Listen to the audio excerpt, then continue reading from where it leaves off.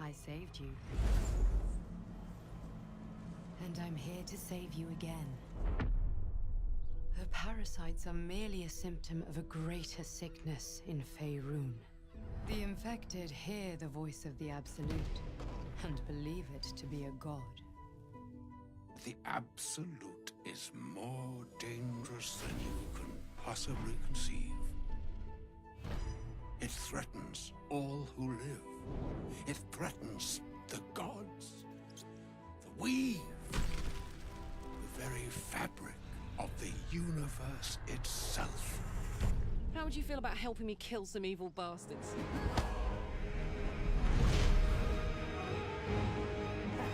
Blackith blesses me this day. Together, we might survive. I'll enjoy watching you try. In mere moments, all that you have dreaded will come to pass. When the screaming stops and your mind is gone, the rest, perhaps, is silence.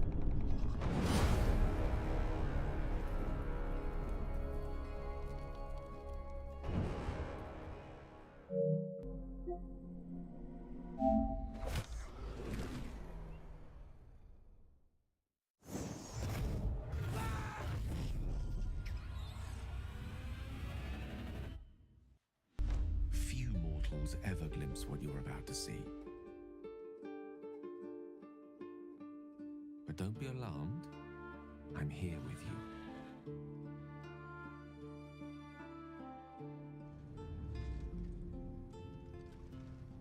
Now, open your eyes.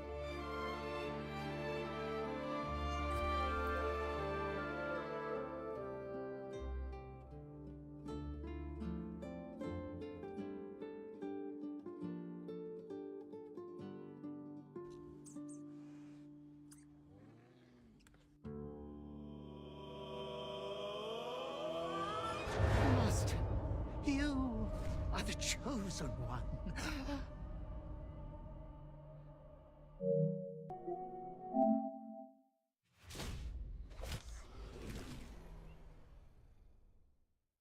Now, it is time for you to join the others and complete our destiny.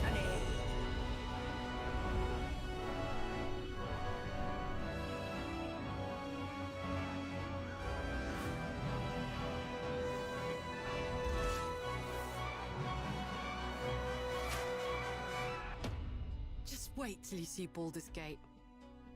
You'll never want to leave.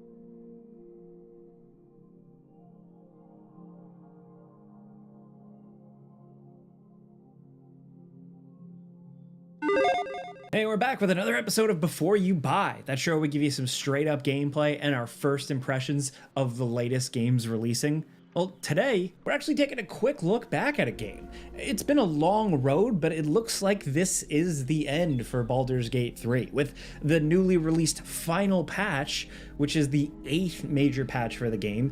This is where support is finally coming in to an end. So they still plan to release the occasional bug fix here and there, but this is it for any major new features.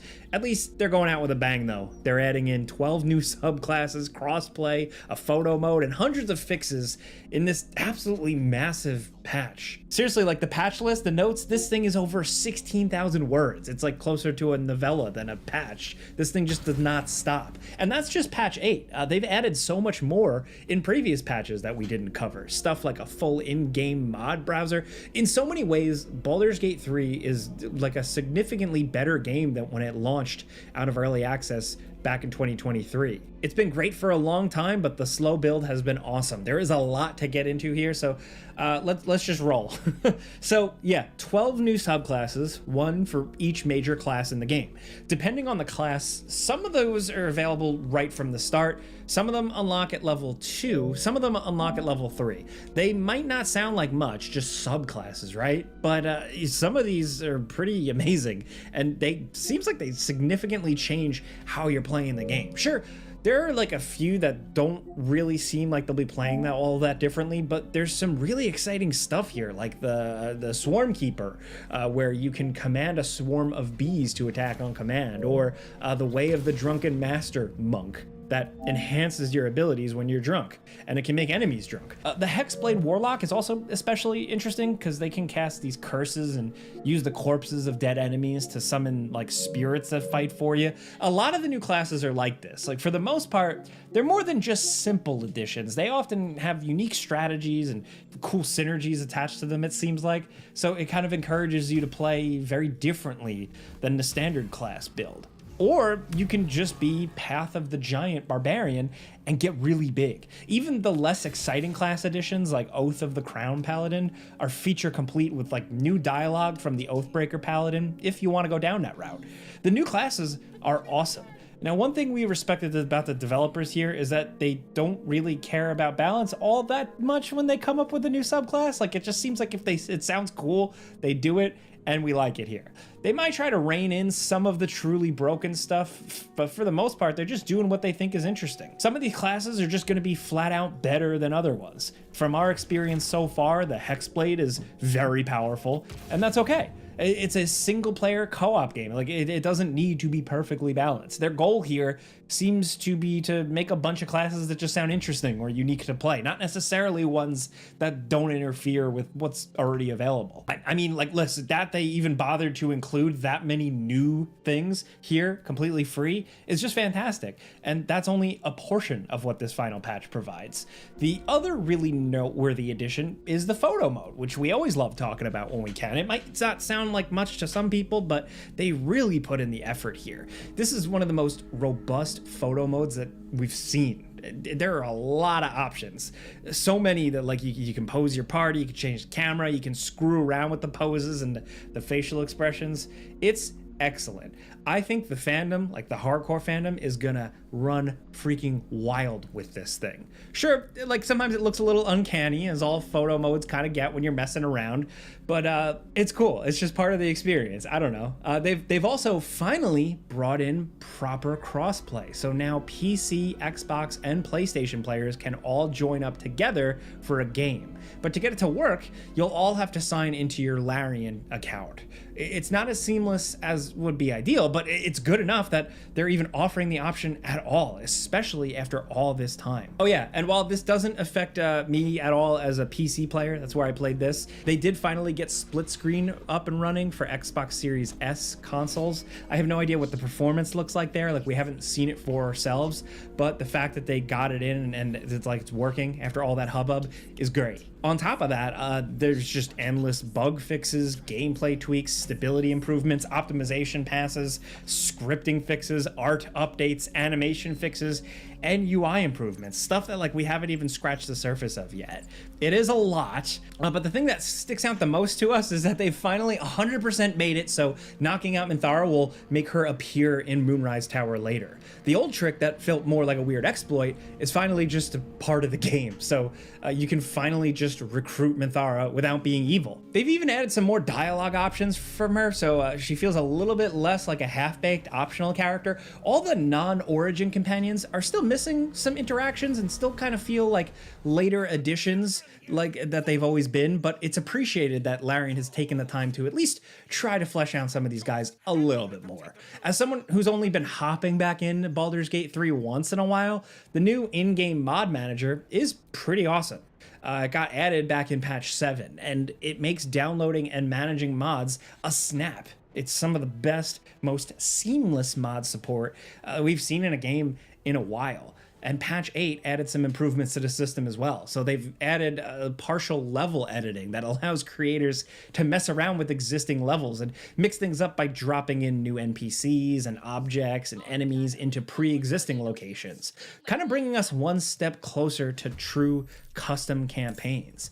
I don't see this ever going like full Neverwinter Nights, but that would be pretty amazing if someone was about to really break open the toolkit and make a new story or something. The community has already done incredible things here. At this rate, it does kind of feel like we're not going to get something official from Larian in the Forgotten Realms again anytime soon, so if it takes fans to expand on the story, then what the hell, why not? Anyway, most of the actual bug fixes and tweaks are small, but after taking a little while to once again immerse ourselves in this world, gotta say that on the whole, the experience does feel smoother than it used to. Performance across the board seems a lot more stable, especially in Baldur's Gate proper, because there's just so much going on there. The UI feels a little more clean and readable, and the early game balance feels a bit more fair. But maybe that's just us being a little less clueless this time around when it comes to the mechanics.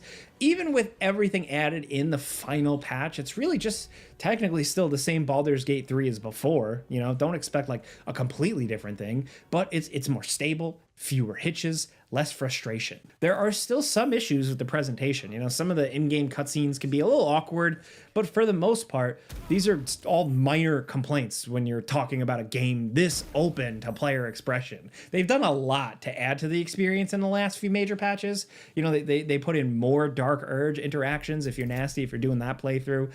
They added in full-blown evil endings. The post-launch support has been great across the board. It's not a full expansion or anything like that, but they really have added a significant amount to the game that can be hard to notice unless you're going back for a full playthrough. It's all little things here and there and all over the place. A new bit of dialogue here, you know, a new way to resolve a quest here, and all the stuff that used to be confusing or awkward has been cleaned up or swept away. Now, with a game this big, there are still issues with so many options for how to play through it. There are going to be edge cases even now, but at least in our experience, the game overall feels like it's ending in a much better place overall. So at the end of the day, what is the final consensus on Baldur's Gate 3? Well, when I did the Before You Buy, I said it then, I still feel the same way. It's just an incredible game. It's one of the best RPGs. In many ways, it's an anomaly, a huge crossover hit in a genre that everybody thought was kind of dead and buried, or not mainstream, at least. In some ways, it was a safe bet. I mean, they're taking a known property, Baldur's Gate, and then, of course, the world there, and they make a new game out of it, but their decision to make the game as hardcore as it ended up being was a big gamble, especially with how much money they pumped into the production values. And they nailed it. It's a game the studio didn't seem to compromise on, and it paid off big. It just goes to show that, like, a great hook, some characters that the audience can latch onto, and excellent production values can go a long way.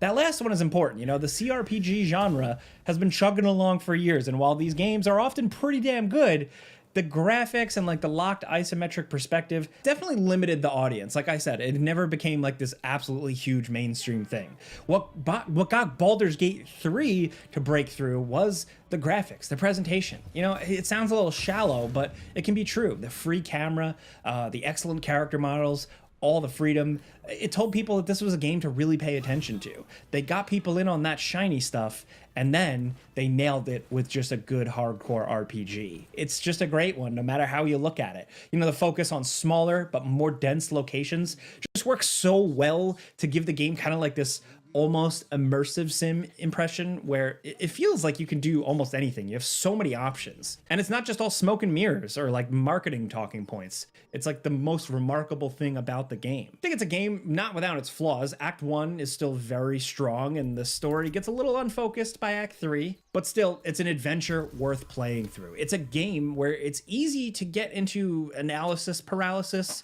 where, you know, it's hard to decide what choices you actually are gonna make because there are definitely some wrong and some right ones. Not all, but when you do something wrong and essentially screw up your game, it can be a little frustrating, but it's also, on the flip side, just so impressive to see the game roll with the punches, roll with it, whatever you throw at it.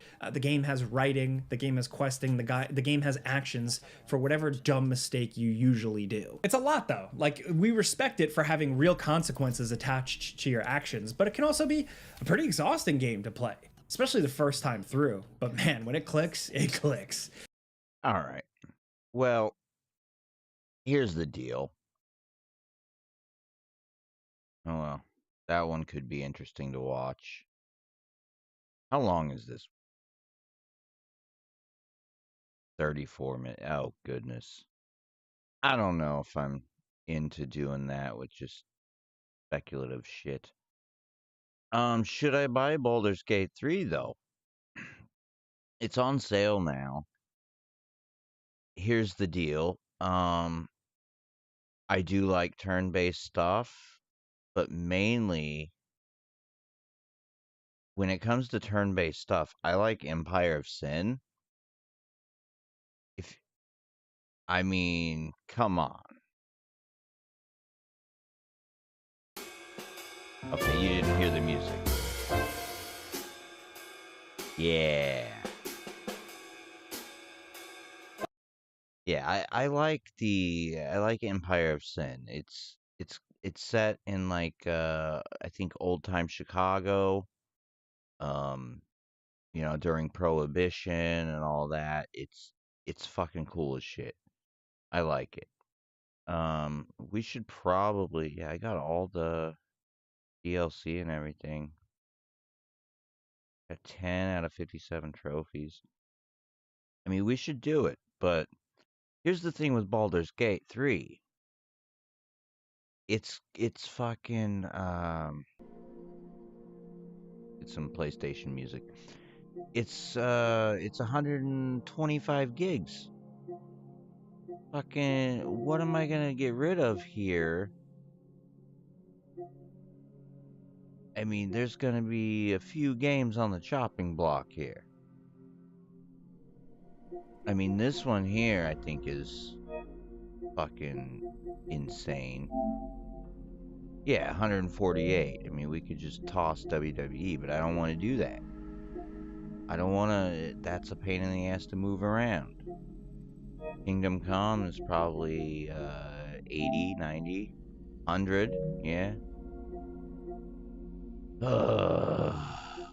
UFC. See, all the newer games are insane. Okay, that's 70. That's not bad. This one's small. What about Mountain Blade? I think Mountain Blade is fairly small. Yeah, 50. Not bad. But I know Crimson Desert is like, what, 80? Maybe 90? What is Chivalry? I don't think it's that large because it's, yeah, it's kind of... I don't know how all of this shit works with size and,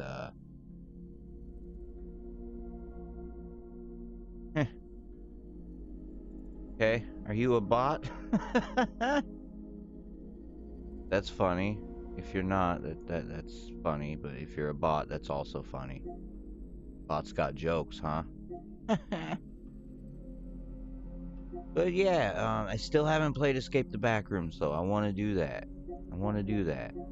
We need a good warm-up game here.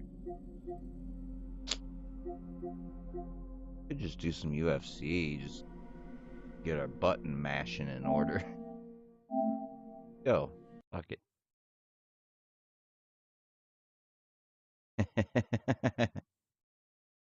Alright, well, I'm on the fence now. Iris. It's in the game. It's nice when a real person comes through, I'll say that.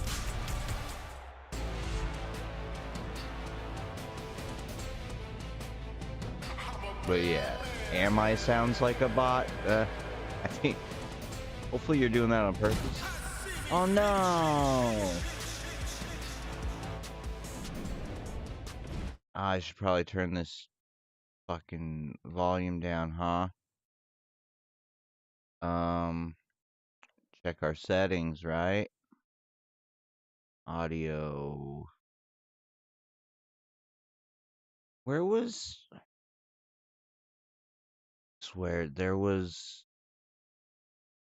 Where do you find it? Oh, music. That's what you do. That would make more sense.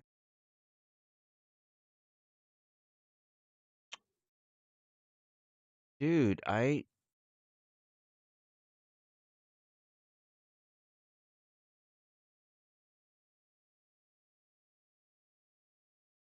don't know. I think these aren't good. I think these are good. But where's...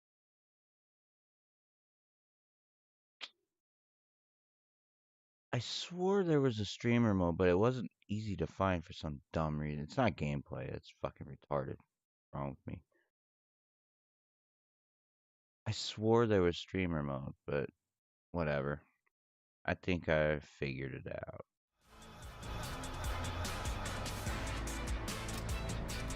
Let's hope. What are these fight contracts? I haven't done these. I've hardly played the thing since it came out. Here and there.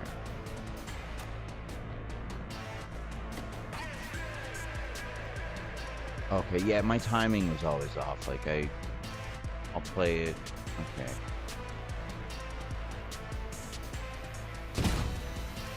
No, Cejudo?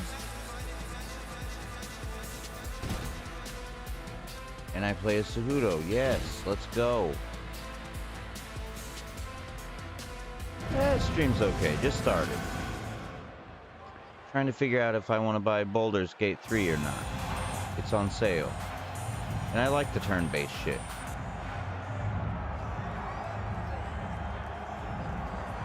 All right, here he is, the 2008 Olympic gold medalist, the messenger, Henry Cejudo. Legacy's unquestioned, right? Two-division UFC champion, defended both of those titles, and let's go. All right, so here we go with this stand-up. I don't remember what I'm doing. We'll see if these guys can play by the rules. Not many rules, but you can't grapple at all in wrestling of any kind. You also are not permitted to follow-up strikes. It's R2, right? Yeah. We are underway. Man, I would think when you fight I can't. Piotr Jan, you got to be in the best shape of your life, DC. He never stops.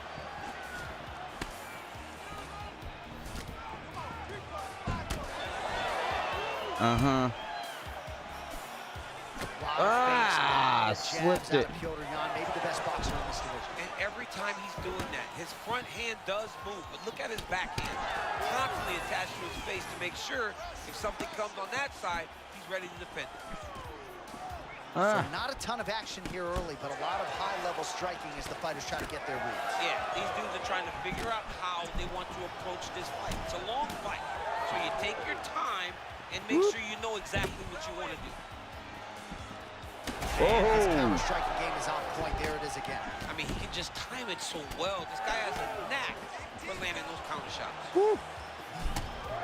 Yeah. Big right. Oh, no, no, no, no, no, no, no, no. That's not good. He is stunned. Drunk driving out there. We'll see if he can recover. Drunk driving, that ain't good. Oh, what the fuck?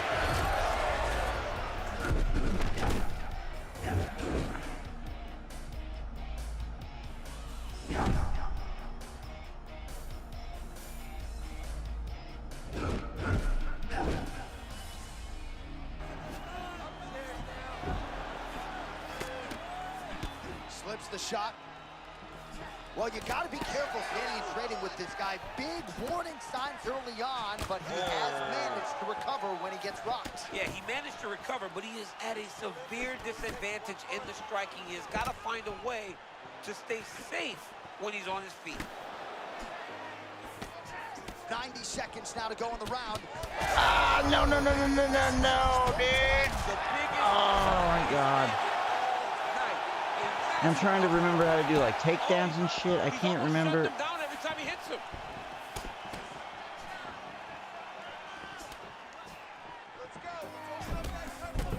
No, I got him. Bullshit. So we call on the numbers. Dropped here, input. 39 total strikes have landed for Piotr Jan. Well, he's landed a few big uppercuts already. I will bet you $1,000 he sets it up again. Fuck. No. Man, he hurt him. Man, this is crazy. Fuck. I'm done. Well, he's able to get back up here, but oh, man, is he on wobbly legs. Oh, and mercifully, there's the horn. Plenty of action to digest in that round. Saved by the bell. All right, heading back to the corner, and Cejudo's corner looks a little bit concerned, perhaps because of that cut on the lip that was opened up there in that round. You're not concerned about the cut on the eye? That man's got his work to do now. All right, let's check out some of the action, DC, and how about... I don't want to hear from DC. Ready. Good. All right, round 2, Bantamweight Championship on the line. No!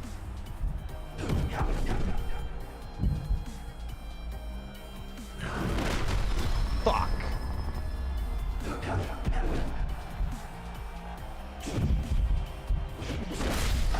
Fuck! Alright, so we'll see if he can keep this going, but as far as starts go, he could not have gotten off to a better one. I mean, yes. You dream of these types of nights. You dream of it God all damn it. working. Right now, this man is in the flow. The cardio and the conditioning of Piotr Jan is just absurd. I mean, this fight has just been a great showcase for him in all respects of mixed martial arts. Massive connection by him. Ow! Dude, ow. Oh my goodness. Yeah, I suck. But I never play this shit. Bantamweight champion of the world. I mean, amazing, John Anik, that this guy continues to defend. Not this bad, though. Championship is going to be very difficult to get the belt off this man. I Congratulations. mean, I was the underdog for sure. Ooh, gruesome, bro. Ugh. Wow, dude. That's great. Oh, what? Why did... That's gruesome, dude. I play a lot of things. I'm just warming up. To make this title fight official, here's Bruce. I'll be playing Elden Ring in a little bit. We know who lost, man. I'm gonna have to split this recording though, because I'm trying to figure out if I want to buy Baldur's Gate. It looks really fun, and I like the turn-based stuff. Not a huge fan, but it seems like Baldur's Gate is pretty fucking good. I don't know what any of this means. I should play this more, huh? I never did the fight contracts, though. I do the stand and bang. Okay, new items, just money. Money and experience. Yeah, well, I lost that. But somehow I earned the reward. Still. I earned a reward of 100. Yay. Oh, we got Curtis Blake. Who am I? Oh, see, now I'm playing as... Oh, that was easy difficulty. What was this? Oh, shit. That was pro difficulty. Oh, I see. I didn't notice that. And then you got legendary difficulty. Some of it's stand and bang. Was this stand and bang? This was stand and bang. That's why I couldn't do nothing. Okay. Now I get it. Now I get it. Okay. Now I understand. Oh, and it says right there on the side, too. Hard, pro, legendary, easy, normal. Okay.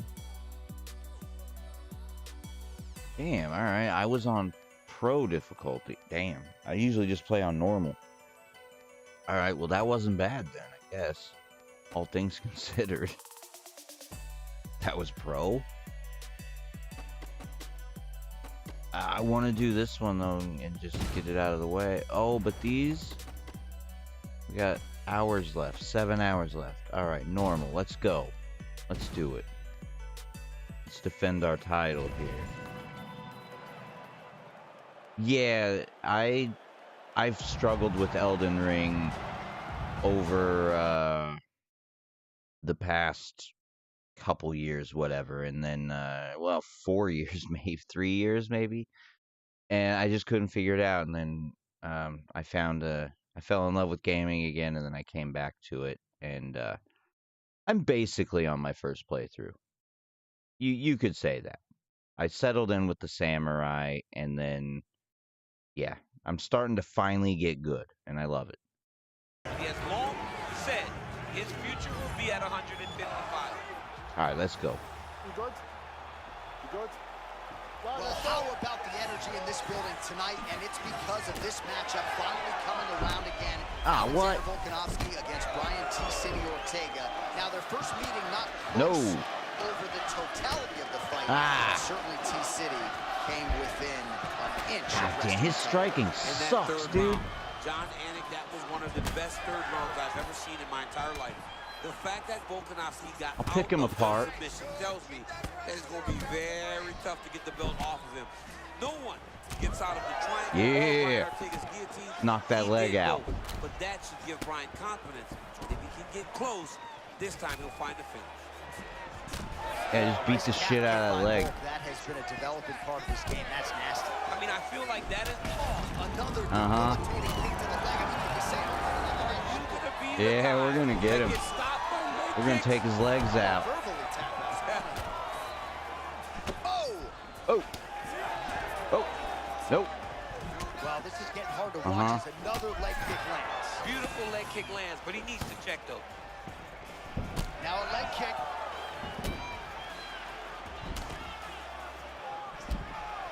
Volkanovski out of the orthodox stance, but he will go southpaw from time to time. He does switch stances, John. You know that he can fight anywhere. And Alexander Volkanovski has as high level an IQ as anyone we see in the octagon.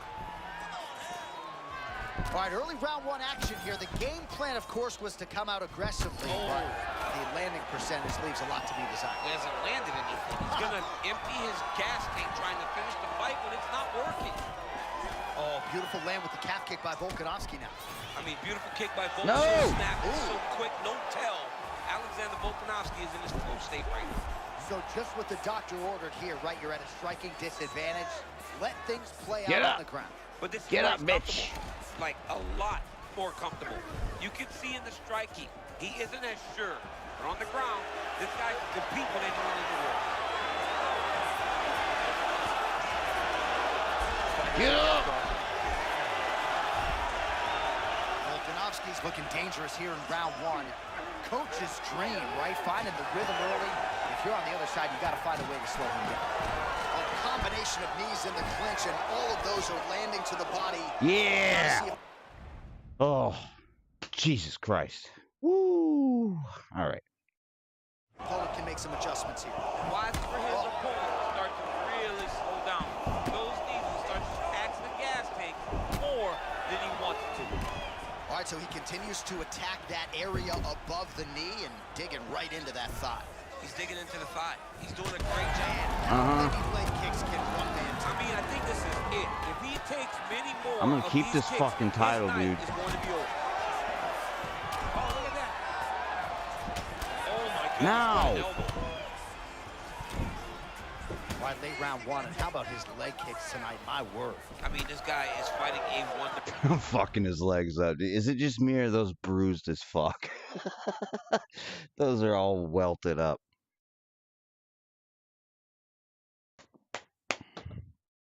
Woo.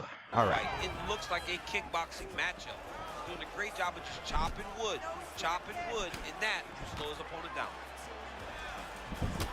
I'm not even sure what I'm watching right now. He doesn't seem to respect those high leg kicks whatsoever, despite the obvious visible damage we now see. And Now, No. very early you saw Let me go. that he was Let me almost go. How do I get out of this? dismissive How do I that get out of attack. this? But I believe that now we're getting How do to I a get out of point this? where if he doesn't address it, Fuck. I don't know how to get out of it. now No. Oh, reverses the position now. Nice work on the ground by Volkanovski. And it looks as though he'll let his opponent stand up here. Yes, he will. So for the most part, every time he is shot, There was a massive shot that just landed in close. under a minute to go in what has been a wild round one. Yeah, I'm gonna wreck him, His dude. left leg would appear to be compromised at this point in time. You see. Oh! Yeah, eat shit.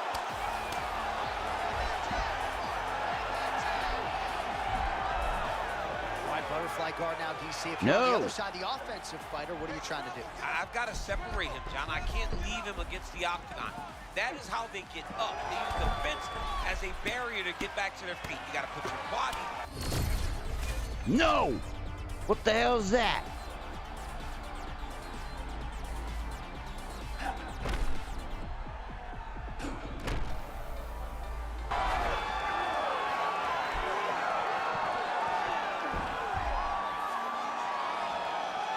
Round two straight ahead.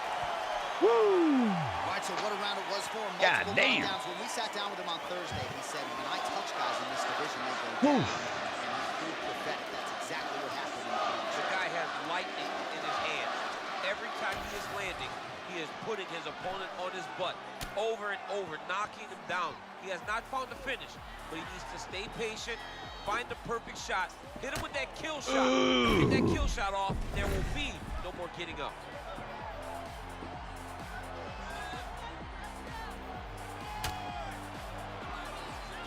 Look how he fell.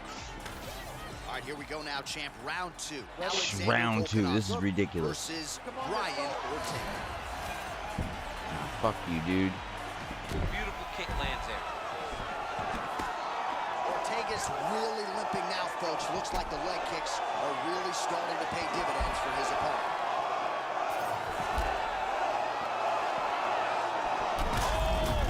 Oh, he dove with the punch and it lands.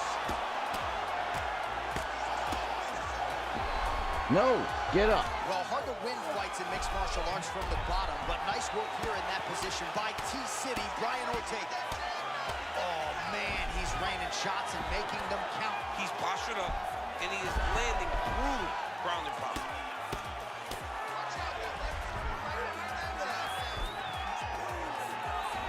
Volkanovski gets back. Come on, get up. Get up. I ain't doing this shit with you. Well, no denying that he rocked him, but couldn't quite get the finish. Oh, and he lands another huge leg kick downstairs. Lord have mercy, man. This could be the beginning of the John, it's time for his corner to start looking at stopping this fight. He has taken far too many of these leg kicks. Strong Yeah, I'm gonna outside ruin leg it. kick. Volkanovski's continuing to build off of that first round. Several significant strikes have landed already. Well, now you... Oh, nice. He's hurt. Oh, he's on wobbly legs now. That could have been fun. I gotta recoup here. Oh, nice kick lands flush there, did it not? He got him going back. Shot and still was No. able to land that beautiful. How do I get out of this? Short uppercut. How do I... Clinched by T-City, Brian Ortega. And a nice job at least staying upright on that. Yes. Somehow I pulled that off. Just over 3 minutes to go in round two. Ugh. All right, so he continues to land a high volume of strikes. He talked to us a lot about pace and pressure, and he has certainly kept up his end of the work. I mean, the cardio. Nice try, bitch. Now we're going.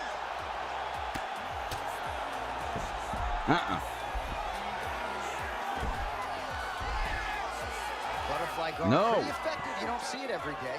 No, you don't see it every day anymore. But if you're the dominant fighter, you've got to circle him off the octagon side, separate his body from the fence, so then you can gain secure top How do I don't get it. How do you posture up now? Like, did they change this shit? Half guard now. How do I posture up, man? Ortega's back in full guard. There we go. Yeah, it's just a fucking pain in the ass. All right, rubber guard for him now, DC. We haven't Fucking seen bullshit. you lean on this in the octagon. No, I can't get those legs up there. Come on, man. Look at these tree trunks. They don't go up around nobody's shoulders. I like to keep my feet on the ground. No! I like to grind. That's what I'm known for. But this guy has that dexterity. He has that ability to throw up the rubber guard. You're done. You're done. You're done, bud. Just absolutely One amazing. last leg So kick. many said Done. that this guy would struggle, but now he is He's proving out of time and time commission. again that he is the Career best in over. the world. Boom. That was gay though. That was lame. John, it is one of the most damaging shots in MMA because you don't know how badly it's hurting you. But if your opponent stays the course and continues to land them, it can end the fight, and that's exactly what we saw tonight. That's kind of cool. He did like a heel hook into his thigh. Made no sense, but somehow the game thought it made sense. That was awesome. Stop to this contest at 3 minutes, 13 seconds of round number 2. Declaring the winner by TKO and still the That's what's up. UFC featherweight champion of the world, Alexander the Great Volkanovski. All right, well, more often than not, if you bet on Volkanovski, you are lining your pockets. That is the case once again tonight. Outstanding TKO for the Fucking destroyed that dude's legs. Like a guy that has every intention I of ruined never his losing legs, a fight. bro. He has not lost in so long.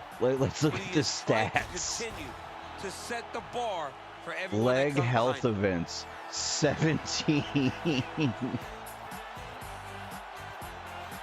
And I'm assuming that's leg health events in my favor.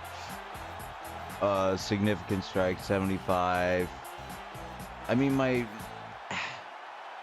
dominated, but you know, it was all fucking leg kicks, dude. I must have landed fucking 75 leg kicks.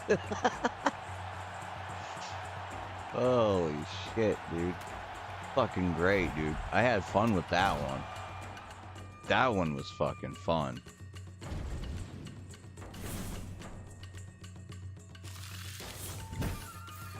What up, gym level up? Alright. 350, 500, 300 experience. Oh, I think there's even like a gift in there. That was on normal. Like, that's about right. But I gotta tell you guys, like, okay, I want to go have a cigarette. But you know, I really want to buy Baldur's Gate 2, but I don't have room. I don't know, guys. No, guys. I'm trying to find reasons to buy it.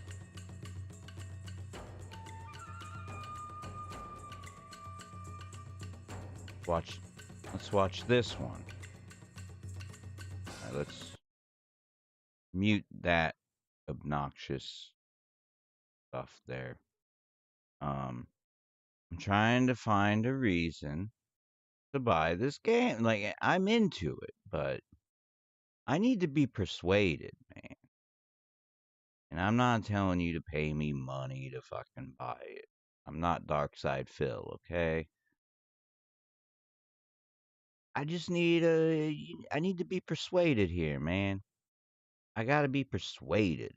Sponsored by absolutely nobody, so if you liked the video, consider leaving a like or subscribing even, and with that, let's go ahead and get into the video.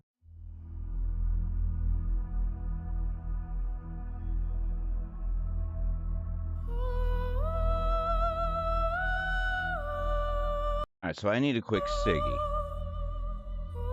And bathroom.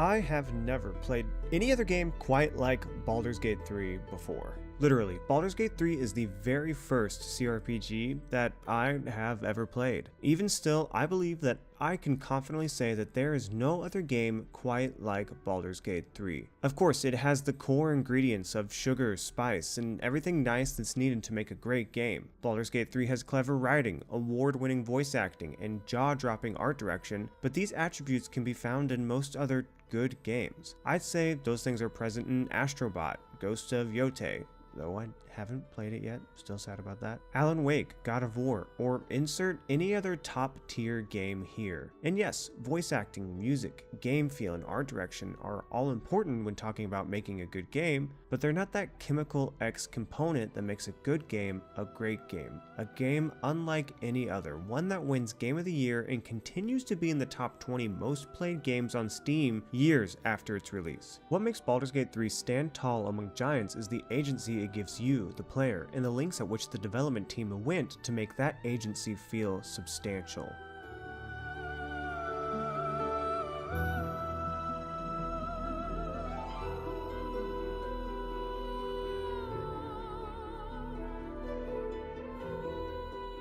Baldur's Gate 3 offers more meaningful choice than any other game I've played. Each and every decision you make seems to have an impact on the rest of your playthrough, and yes, most of these decisions are made during your campaign, but some of your most substantial choices come right at the beginning in the character creator. Each spec you bump into, the background and race you choose, there seems to be a limitless number of choices on offer here. So much so that you can get lost weighing all of your options, deciding if you want to be a deceptive assassin, a religious monk, or performing bard, and I found the character creator almost daunting when choosing my first character. As a matter of fact, the first time I attempted to do so, it took me at least 4 hours. Sorry to those of us in a group that attempted to all start a campaign at the same time.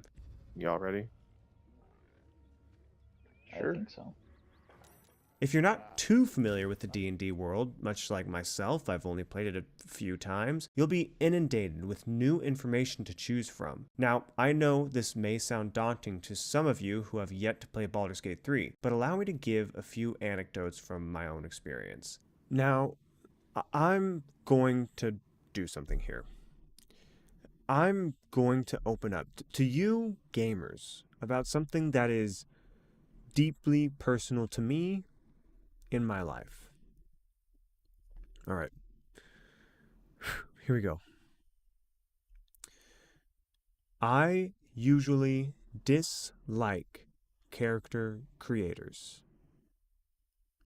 When I start a new FromSoft game, I try to get through that character creator as fast as possible. Even when I played Cyberpunk 2077, I just kind of got my person close to how I wanted them to look and moved on with my playthrough. Adjusting minute details like eyebrow distance, chin size, or freaking lip girth, that doesn't sound right, to me isn't fun. Especially because I'm either going to be playing the game in first person or my character is going to be covered in armor like in the case of Elden Ring. But here in Baldur's Gate 3, it's a totally different ballgame. The choices you make in the character creator aren't cosmetic alone. You will spend at least as much time poring over details that will actually affect the rest of your playthrough, rather than just characteristics to make your character look pretty. I think I remember reading some early online discourse when this game released that people were upset there weren't very many character creation options, and that seems completely ridiculous to me given what is on offer here. Again, choices that matter. Not only are there 12 fairly unique main classes to choose from,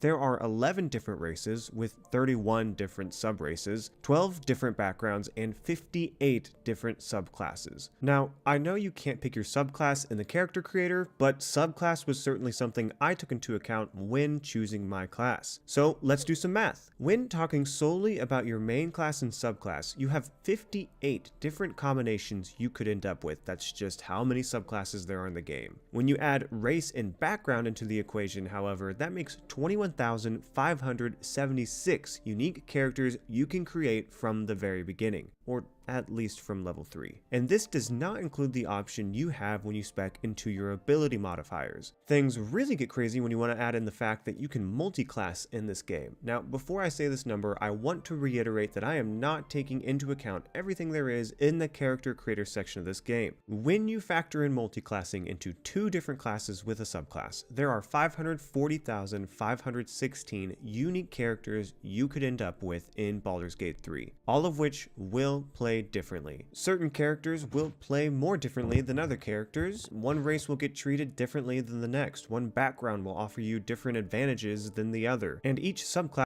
See, one thing that got me with, yeah, I'm back from my cigarette. Hello! One thing that got me is I was watching Kino Casino, and, I think it was PPP. He was, he said he was role playing as Ethan Ralph throughout their playthrough, and then all the NPCs ended up hating him or some shit like that. I was like, damn, like this game must be fucking cool. But it seems fucking great. Class will give you a different combat style. For myself, I chose to play as a half monk subclass into the Way of the Open Hand. My background was in religion and I had great dexterity, I think. When I made this character, that was a long time ago. Now, this technically is a minor spoiler, but there are so many different things to do in this game, it's, in my opinion, wildly minor. That's me interrupting my own editing process. Upon further reflection, this is a pretty big spoiler, so I'm going to put a timestamp here if you haven't finished the game to skip to. One way my character changed the game was at some point you may come up to a mirror. Now, this mirror does have a negative effect, which is heavily hinted at before you interact with it. But because I was proficient in religion and... So it's like, so the mirrors are kind of like certain NPCs, like the hugging woman in Elden Ring gives you a debuff. And what I read briefly, like in text about the game, is it's a lot like Dungeons and Dragons. What did it say? 5th edition, I think it said. Yeah. So I'm interested in that. Like I want, like I don't have smelly friends to hang out with and play board games with. I would like to, but God forbid they smell, you know. Jesus Christ. I like this guy's review. I'm gonna subscribe and give a like. And had advantage on my roll, I offered a prayer to the mirror and that prayer was satisfactory. In turn, the mirror gave me a permanent buff that lasted the rest of the game. If I had not spec'd into religion, I would not have had advantage on this roll, and I would not, most likely, have succeeded the roll, and I just would have... See, that's what's real. That's the type of shit that I find really cool. Got some sort of temporary debuff. That is just one minor... That gives a game so much replayability. It's insane. Like, that gives a ton of replayability. Or sort of major, depending on what happened, way my journey differed from others because of what I selected in the character creator. If you find yourself being new to D&D and making a character here seems daunting, know that I usually... There it is, the D&D tie-in. Usually am not a fan of character creators, but even I found myself occasionally booting up Baldur's Gate 3 just to see what character I might be able to make. That and the... Bro, I think I'm sold just on that alone. You know what I'm gonna do? I'm gonna buy it. I can't necessarily download it right now. I need to move some shit around. But guys, I think we're gonna play Baldur's Gate today. I think we're gonna do it.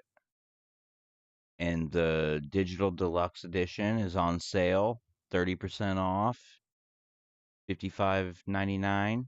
Not bad. Let's go. Now, I did have it did go through. Been having some minor issues with my bank, but you know, like these annual fees, I knew they were coming up. How am I paying like $260 a year for Adobe? It's fucking insane. But I did split it, and I need to reevaluate. I think what's going on is that um I think I want to learn Illustrator. Is it Illustrator? It's Animator, Adobe Animator, I think is what it is, and then I think Illustrator is the kind of like the sister app, like your precursor to illustration or animation. You know what I mean. All right. Well, we need to free up some space, and I'm digging UFC right now.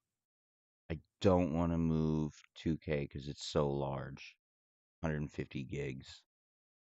But we may need to do that because I want to play Crimson. God damn it, dude. All right, you know what? Bannerlord? Oh, guys, you can't see this, can you? Let me. Oh, what? Oh, no. It's still on. Oh, my bad.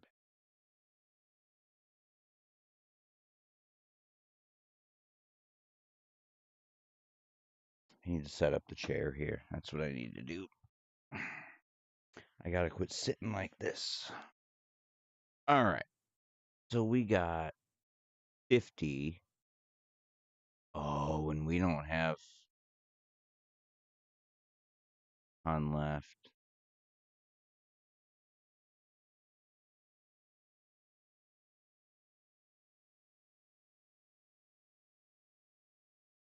We got 63 left.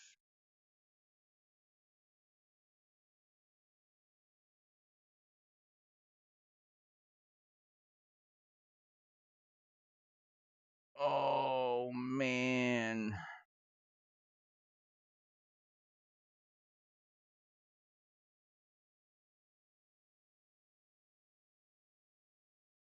$24. These are reasonable. Let's do that. Damn. 16 minutes, guys. Well, at least I have my music app open, so I don't think it's gonna crash.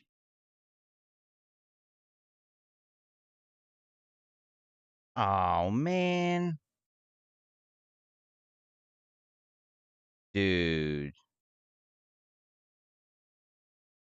Great. I mean, I opened the music app before it worked before, but now, and I know if I change the settings and make the music work, OBS is gonna crash. Fucking OBS, man. Get your shit together. Alright, I realize it's free, all that. Hey, welcome back, Iris. That's a good question. I do not believe I have the DLC yet because I did not have faith in myself. If you're talking about Elden Ring. I did not have faith in myself to progress that much. So, um, yeah, I do not have the DLC for Elden Ring yet, I believe. I don't believe. Whatever. Yeah. Um, but how do you feel about Baldur's Gate 3? I'm very interested in Baldur's Gate 3. I just bought it, actually. Stupid me saying that. Yeah, I just bought it, so I'm making room right now to download because the fucking thing's 125 gigs. What are we doing? Yeah, I'm interested in it. I like I don't mind I don't love the turn-based stuff, but I dealt with that in what was the game? Not Dragon's Dogma, Dragon Age. Dragon Age Inquisition. That was the Dragon Age I played, and I liked it, but I didn't get very far. I mean, that's my whole thing now. Like, before I was like casual gamer at best, and I would just quit a game so easily. Okay, cool, Iris, thank you. Uh, yeah, I mean, it looks awesome, and I like the fact that it has some serious replayability factors. With I was just playing a video here. Let's go back to the video because he yeah, I'm trying to convince myself, but I just bought it, so like I'm all in. I think I'm gonna start it today. I think I'm gonna start it like soon.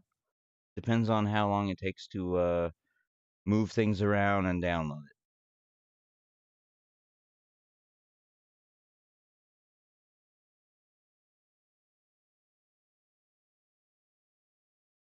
I love that.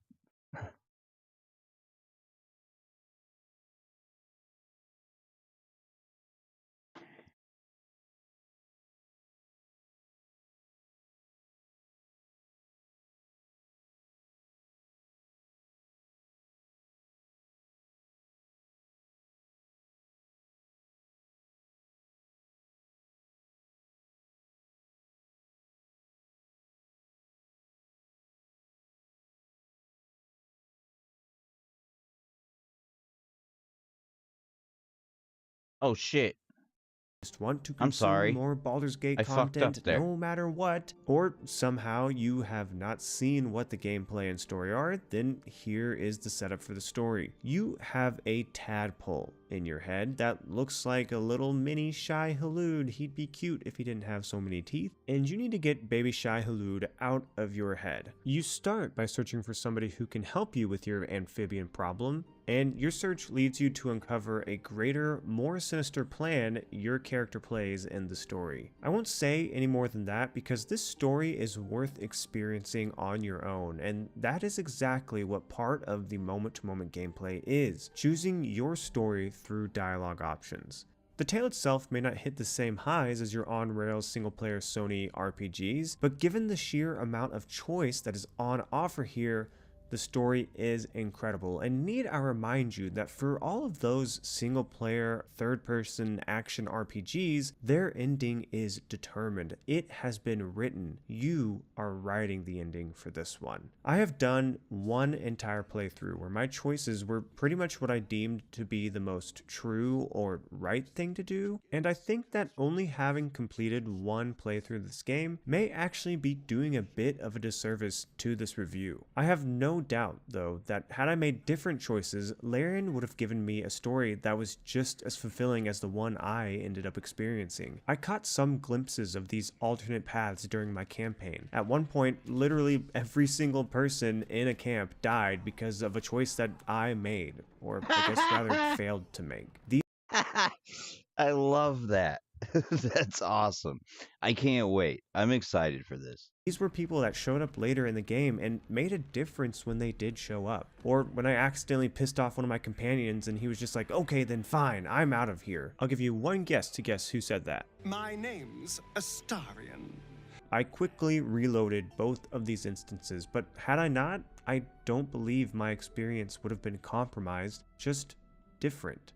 Now, I'm going to read some stats from Wikipedia, and every stat given is cited, so don't worry about Wikipedia being an invalid source or whatever. Is that even still a thing? The game's director, Sven Vinke, or Sven Vink, I really should have learned how to pronounce that before I started recording, estimates that there are 1.3 million lines of dialogue and over 140 hours of cutscenes in this game. To put that into perspective, my entire playthrough took 120 hours. There are more cutscenes in this game than a single playthrough took me with gameplay. And that work shows. No matter who you choose to bring along with you or who you play as, you feel like you've witnessed something tailor-made to your playthrough. This sort of gameplay may sound boring to you, and believe me, I was hesitant to try this game as well. I'm used to playing third-person action RPGs or first-person shooters and games with real-time combat and little dialogue choices.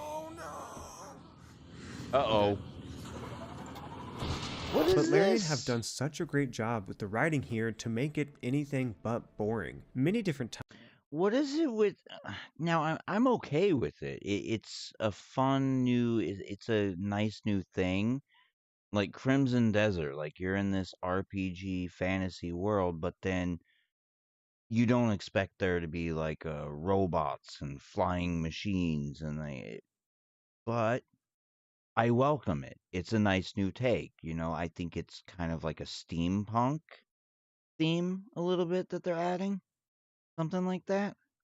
Times in this game, I was presented with a choice, and I kid you not, I was caught in such turmoil over the decision that I just saved my game and literally decided to go to sleep on the decision. I went to bed thinking about what each outcome may be depending on the choice that I made. Now, granted, I was usually up until 1 a.m. playing this game anyway, but we're not talking about that, okay? We're not talking about my poor choices. We're talking about this game being so good at offering you a choice that I wanted to sleep on it. Literally, I wanted to sleep on the choice. Other games give you agency, give you decisions, the ability to impact your game, but no game has done it quite like Larian have here. I want to point out though, like also the thing with the machines, like a lot of you probably remember that from Horizon. Horizon, yeah. Like I started with Forbidden West, and then my stepdad gave me his disc version of the first one. What was it called? Zero Dawn. And I didn't get very far. Like, I don't know. I'm embarrassed to be the type of gamer that I am, and I'm trying. That's my whole venture now with my gaming streaming, trying to be better. Every decision you make feels. I love gaming again. It was a rough patch I had for what 16 years. Uh, Fucking went and got the help I needed for my alcoholism a year and a half ago, and then now I love gaming again. Let's go. Let's get good finally.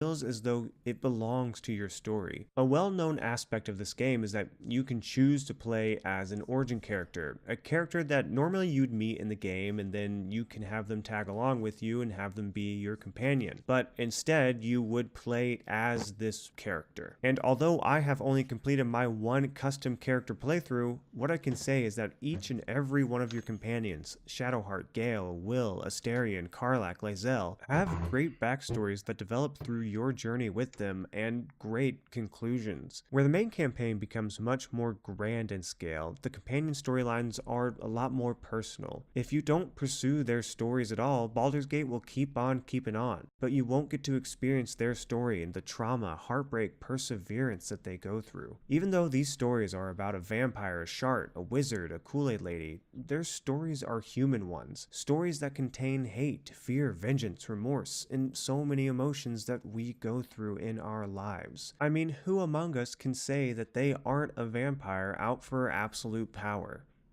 That's a joke. Alas, it doesn't hurt to ponder the question, though.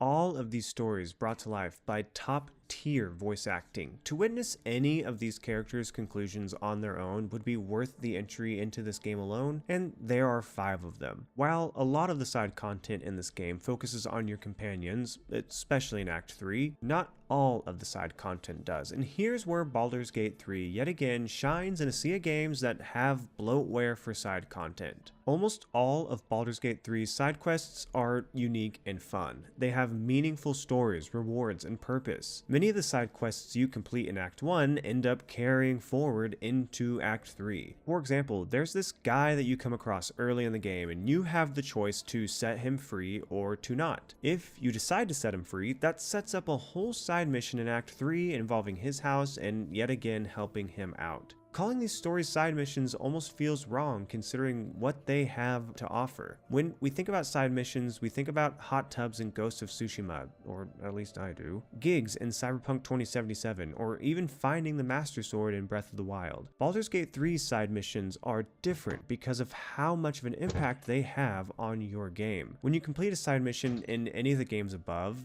that's kind of it. Perhaps with the exception of the Master Sword in Breath of the Wild, these missions don't carry forward. And even in Breath of the Wild, finding the Master Sword is as simple as go here, find this, now you have it. In Baldur's Gate 3, it's go here, okay, now go here, you did it, good job. But wait, let's come back to that thing that you did like 90 hours. Hopefully you're still here. I stepped out for a smoke. Who's my favorite character in Baldur's Gate 3 and Elden Ring? Well, I can't tell you about Baldur's Gate until we get this downloaded and we start playing. But, as far as Elden Ring, I'm not very far in. It says I'm like 60 hours into my playthrough on the Samurai, but I think like a good 30 of that has been like, where do I go? What do I do? How do I do this? Why do I keep dying? You know?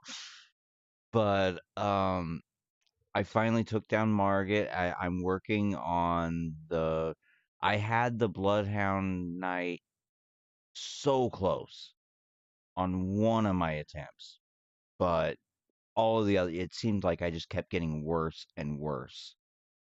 So but character, I don't know. So far in Elden Ring, I would say, the girl in the artist shack with talking about the chrysalids in the castle. I like her voice is haunting, and how she talks. Oh my god, it's haunting. Yeah, I like the samurai, but I feel like I took the easy way out because it's the best class. But I like having the bow. The thing is, with the bow, I realized I have the short bow now, and I can basically go, was it thief? I can go like the thief with the short bow rather than the long bow. But I don't know what to do with that. I'm collecting smoldering butterflies right now so that I can have the arrows that catch fire when you shoot them. I don't have enough. I still need to collect more because the bow has been so great. But when it comes to fucking dungeons, holy shit, dude. Like, it's just failure after failure. Like, the tight spaces and look over here, they're hiding behind what? Oh my god. They made this game so hard. But I also I've tried to start Dark Souls and there's just not enough yellow paint for me. Okay, so we're good. We got 141 gigs of free space. Let's start downloading Baldur's Gate. I want to fucking play this shit, man. Let's go. I want to play this shit. It looks fun. Oh, okay, a next generation RPG set in the world of Dungeons and Dragons. Nobody ever said it was set in the world of Dungeons and Dragons. If I would have read this on the PlayStation Store, then I would have fucking known, I guess. But even Google didn't say it. It's like, if you like Dungeons and Dragons, then no. But oh yeah, here's the 20-sided die roll right here on the screen. Look at that. All right, let's finish this. What is our ETA or ETP, estimated time of play? Let me coin that new phrase, ETP. Oh no. Oh, an hour. Okay, 57 minutes. Not bad. I'm cool with that. We might have to transition this over to another stream by that point, but hours ago, and you have another We'll see. thing to do for it. It feels like a true adventure, a truly connected world where these things don't just happen in a vacuum. Now, there are still side missions that mostly contain to just one act, but they're grand in scale. There's only felt like it did happen in a vacuum and I was supposed to complete it in a vacuum, but the world does not react in a vacuum. It was the fireworks mission for those of you who played this game all the way through. Regardless of my opinion of Oh, and for the record, when I got to the castle after taking down Margit, um, fortunately there was some a I forget his name. I forget who it was. I want to give him a shout out, but I know it was on Twitch.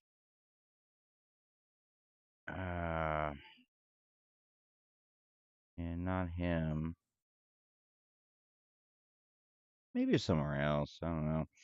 But they let me know that the guy inside the castle, he's like, oh well, if you could take the passage here, and I don't think it makes a difference. So now that I think about it, and then they told me to just kill him, like, because if you you know, he's gonna every time you die, he's gonna take a portion of your runes. So it's like, yeah, I just fucking killed him right away. At first, he's like, "Ah, what are you doing?" And I was like, "No, you know what you're doing, piece of shit. You're gonna take my runes." Of that one quest. Without these substantial side quests or adaptive writing, Baldur's Gate 3 wouldn't be the masterclass in storytelling that it has become known for. Washing my pits, this is the song when up. Gonna bloke not get any bleeding privacy around here.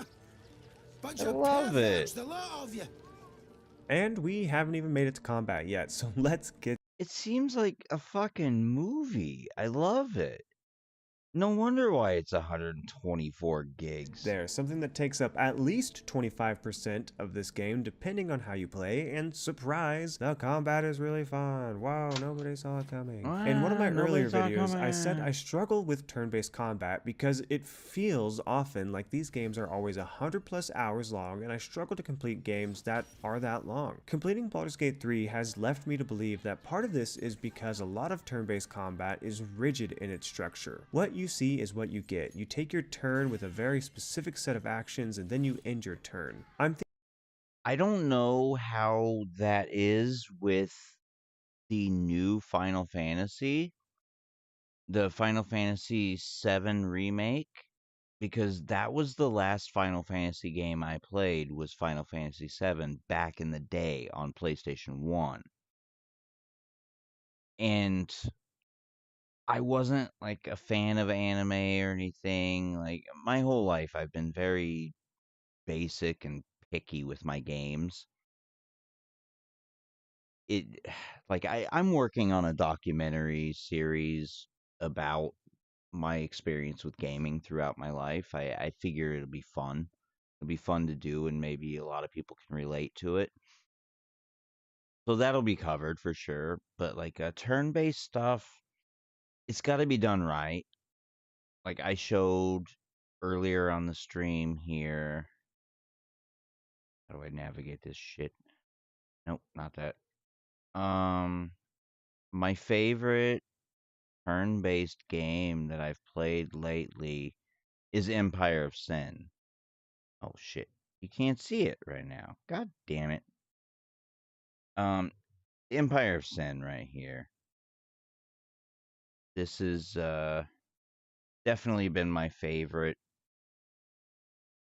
as far as turn-based. It's set in like Chicago during the Prohibition era, and then you're essentially like you have your gang and your territory, and then you know it's fucking cool as shit. I really like it, but it's up my alley because I play drug dealer simulator and shit like that. So I'm a degenerate, not gonna lie. How long have I been on Twitch, like streaming wise? I I was on here before, and I was on here on a different account, but I I had to embrace Twitch's I don't know, like Twitch is a different animal, I guess. If you're new, you just have to make sure you're consistent. So I've been trying to just every time I set up my I almost said reset up like Dark Side Phil would. Um I set up my my OBS now to just go directly to my Twitch and then go to the certain YouTube, all that shit. Yeah. But what I learned, what I read about Twitch is, as far as that goes, you have to be consistent. Otherwise, you're not gonna get eyes on you. And it seems to be working. I seem to be getting more and more people coming through here. Hey, man, thank you. Lanesh, if you're a real person, right on. Either way, whatever helps. Give a follow, man. Appreciate it. Yeah, like I was saying, like it just, you got to be consistent, I guess, as far as Twitch goes. I don't know how it goes with Kick. I'm on YouTube, I'm on Kick. I stream onto my X account. And sometimes I do Rumble. I don't know what's going right on, Lanesh. Appreciate it. I believe you. I believe you, brother. Or sister. I assume. I don't know. I don't mean to assume genders. God damn it. This world in 2026 is annoying. All right. So we're waiting for Baldur's Dash 3, Baldur's Dash. Baldur's Gate 3 to download. It's going to be a minute, but we're going to start playing this because I've been interested in it. 48 minutes. All right. Yeah, that's exactly it. I get bots all the time, but now I'm getting like more and more human people coming into my Twitch, and I appreciate it. I love that. Spread the word, man. Thank you. I don't know who's what, you know? The internet in 2026 is a screwy fucking place.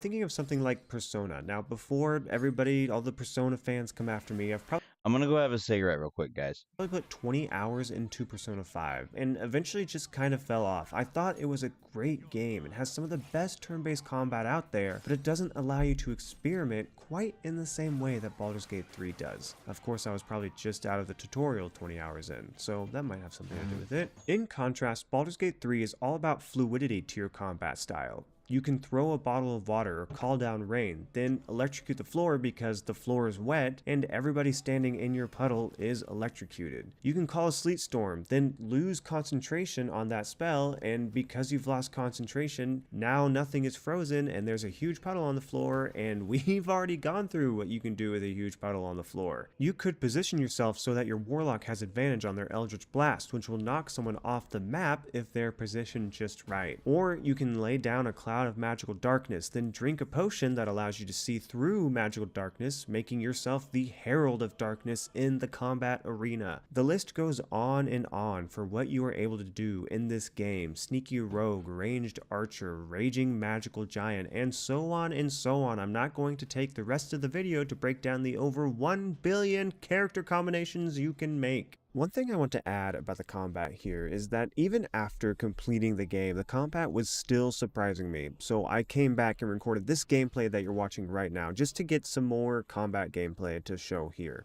And I walk through this fire, which catches my character on fire, and then I walk through a combustible liquid, and because my character was on fire, I then explode the whole liquid and deal damage to myself, and it surprised myself, and even after spending over 200 hours in this game, the combat was still surprising to me.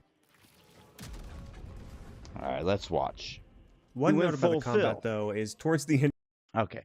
Sorry, I don't know if he was talking over me. He went full Phil. He walked right into the fire. I've watched Phil do that so much in Dark Souls 2. It's right into the fire. You will experience combat encounters that take at least 45 minutes, sometimes even longer. What? 45 minutes? No. Dude. Oh. I'm so glad he said something about that. Wow. Longer than that? Whew, and for my fellow working dads out there, that is a long time to dedicate to just a combat arena, which does not include, looting and gearing up, and then making your dialogue choices, yeah, Dude. combat can last a while in this game. That being said, towards the end of the game, you do kind of fall into a routine with your character's abilities, but something I did find incredibly relieving was that if I ever felt unsatisfied with how my character played, I could just respec. Holy smokes, I am so glad they put this Okay. into the game. Larian could have made respecking some grand quest that you had to complete in order to do so, or Right? Or cost a lot of runes or specific currency that you can't get your fucking hands on. All right. have it cost a fortune, but it only costs 100 gold to respec your character or your All right. I'm listening. I'm listening.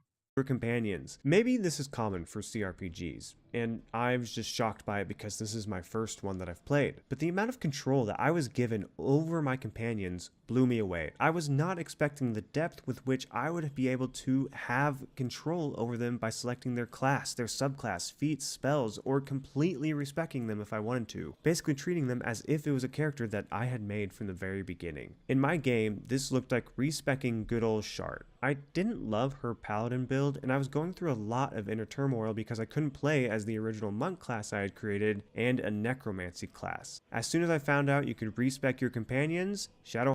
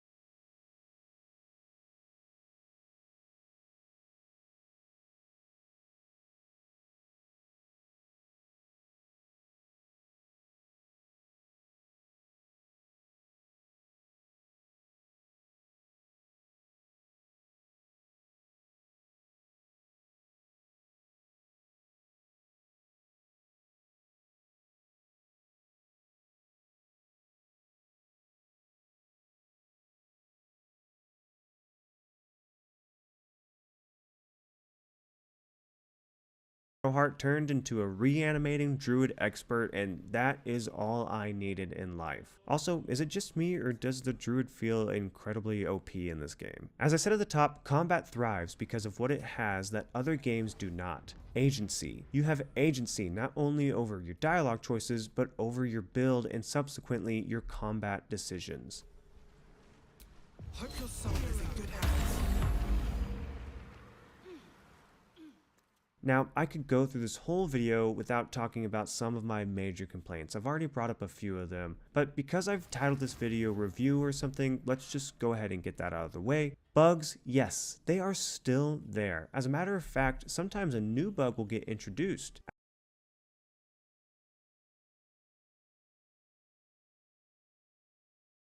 As I was approaching the final battle of this game, a bug got introduced where I could not swap between my characters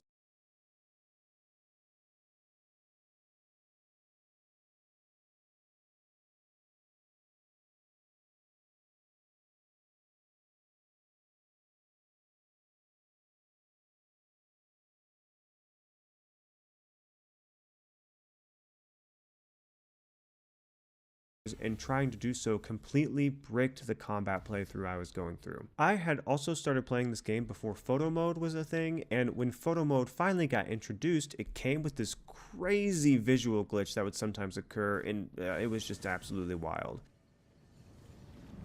Whoa.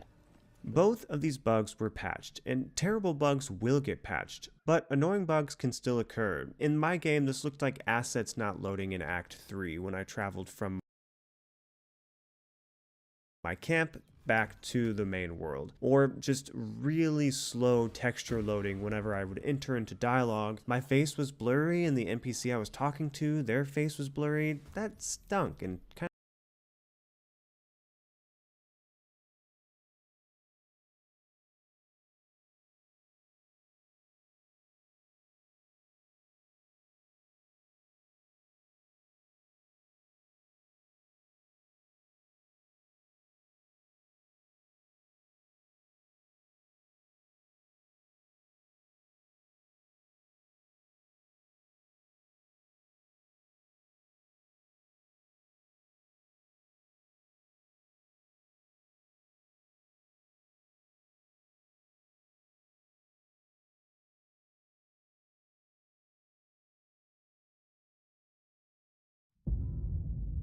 Oh, god damn it. I was muted. Alright. So, we'll get into the gameplay. I muted when I went out to smoke, of course. And forget to unmute. Happens to the best. Where did my audio go? Dude.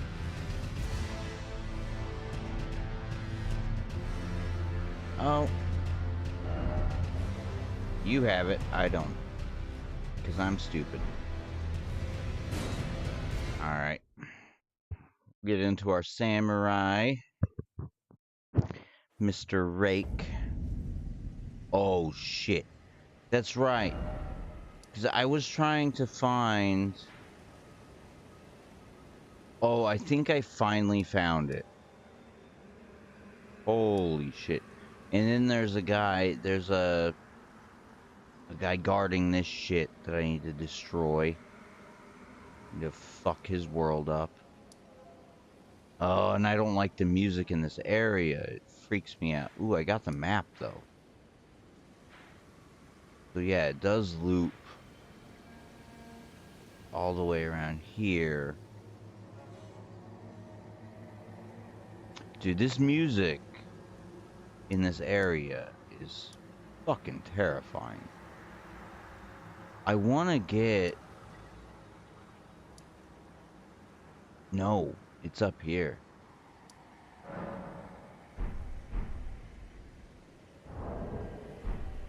Okay. It doesn't tell you how many runes you lost either. God. I feel like I killed so many fucking guys. Yeah, this one was super hidden over here. In the middle of a bunch of chaos. Ooh, we got a... I think this could be like a mysterious walkway. You know, they have those invisible walkways I've heard about.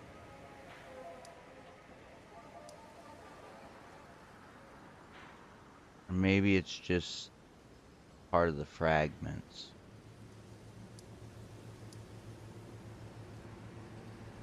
Dude, I don't know.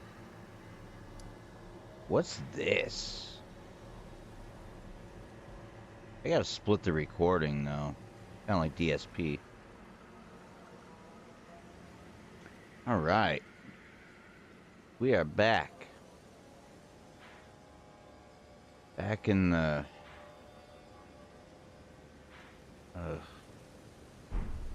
The music in this area is fucked. It's so creepy. But I got my axe now that's got bleed on it. Well, I got my quick step from my claws. And then we can go... Nope, nope, nope, nope. And then we can dual wield.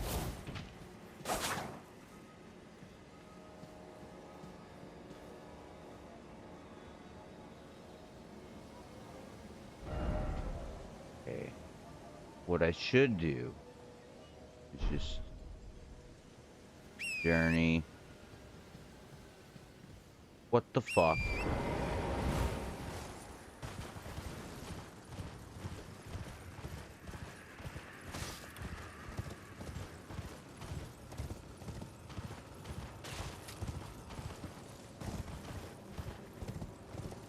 Dude, the music for this area is fucked. What is this?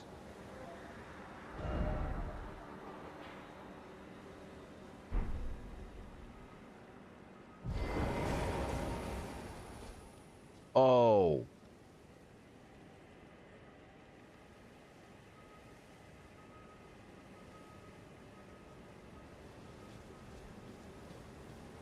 There's something good here, though.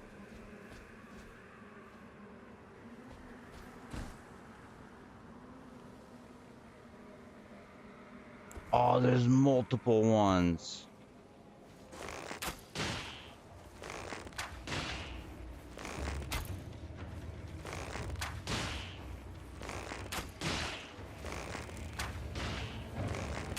Oh, there's 3.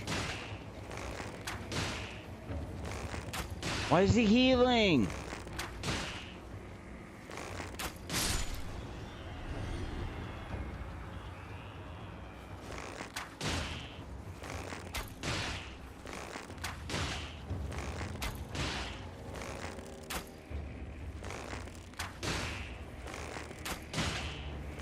Cheesing it, baby. Fuck these guys. And don't tell me this guy's gonna just like live forever. Like they're just gonna come back to life.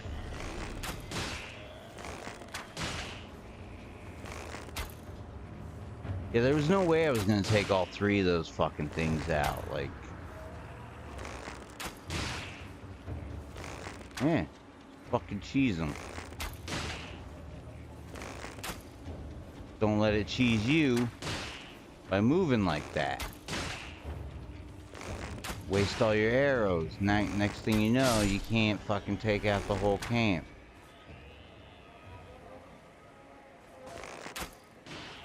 Yep, there's another one. They're all sleepy. Dude, see, that's what I'm talking about. Now I'm all out.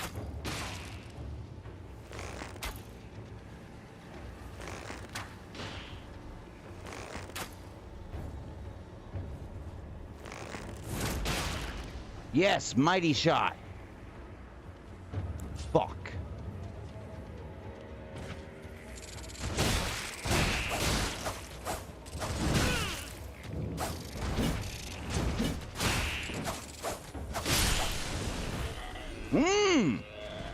Eat shit. Oh, god damn it.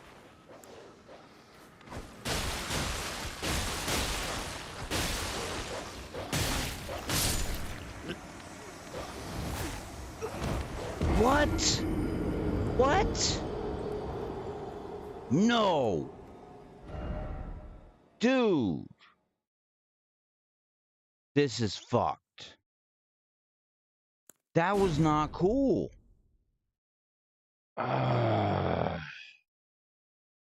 Dude. Dude, there's no...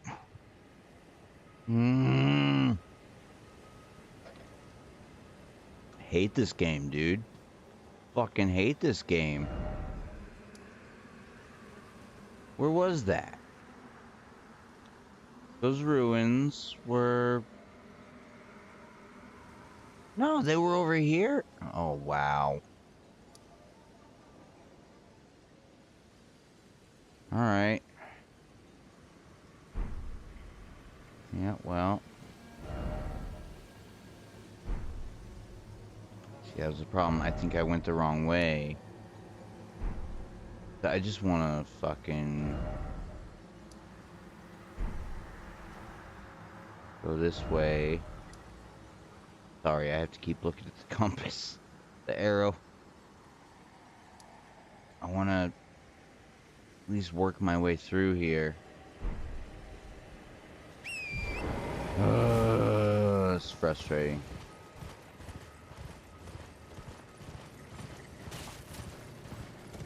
Oh yeah, the dragon! This is fucked.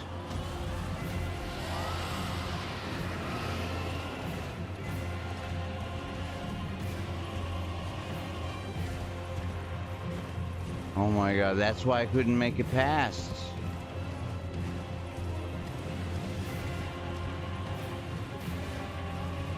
I bet there's something over here. Maybe death.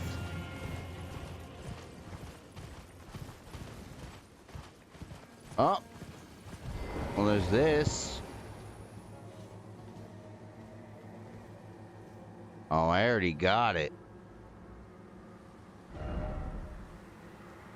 Did I really?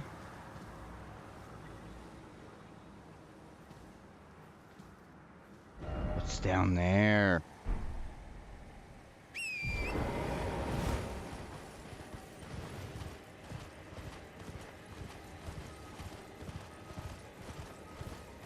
Oh, there's dinosaurs here.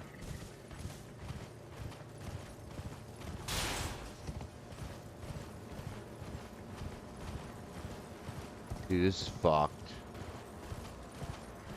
I hate this. Oh, no.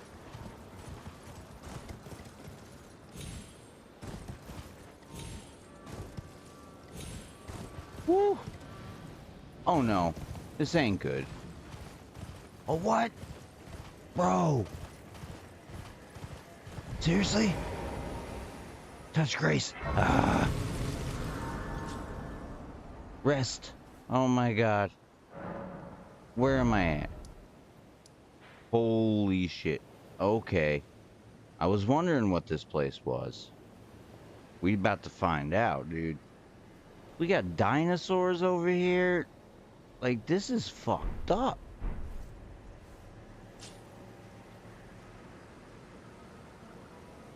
I don't know how I got here.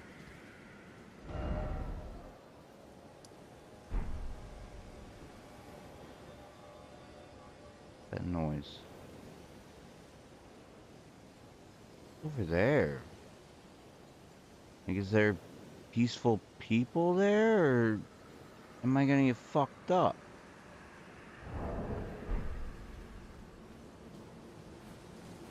You would think. Peaceful.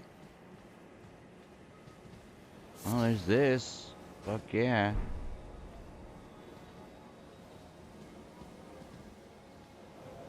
What about this fuck? There's a guy over here, isn't there?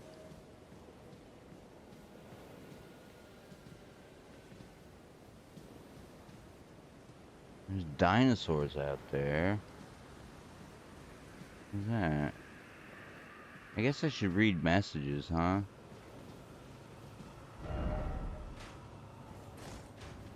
Palace?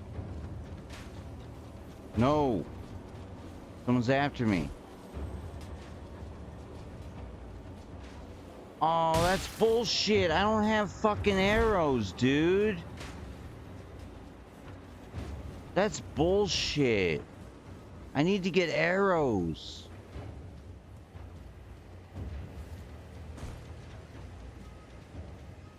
Oh my god, where was my... Here it is. I need to get arrows, dude. Did it refill? Because I think it should have refilled, right? Do I have arrows now? I think it auto refills.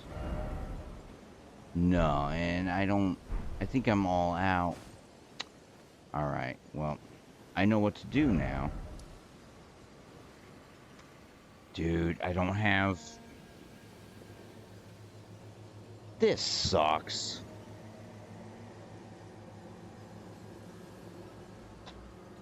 Alright, well, I explored and found a new location. But I need my fucking... And obviously, this is way too over-leveled. But at least I found a new location over here, and in hell. What I call it, hell. Fucking hell over there. I would much rather just... Let's go here for a second. I'm gonna go have a smoke. We're gonna figure this out, because I got my claws. But I can also dual wield that. You go dual wield this shit, also with a quick step. You know, it's slower though. Like, I don't know. Maybe it's okay. All right. But go back to regular. They both have bleed. And actually, my shield also has bleed. And I got rid of... Wait, didn't I? I thought I got rid of the skill on that.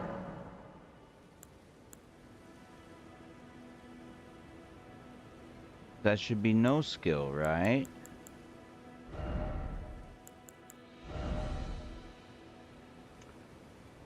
Oh, it still had... Oh, strike... What?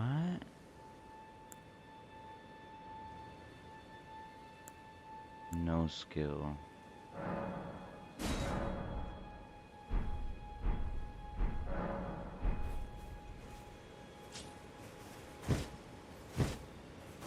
No, it doesn't. God damn it. Block. So, but you're supposed to be able to do your thing, your quick step. God damn it. Still, that's parry. Like, why am I still doing that?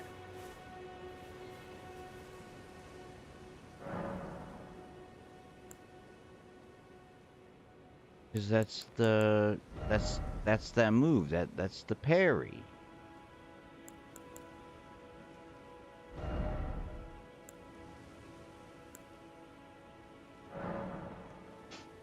Oh, wait a minute. Uh-huh. Figured it out.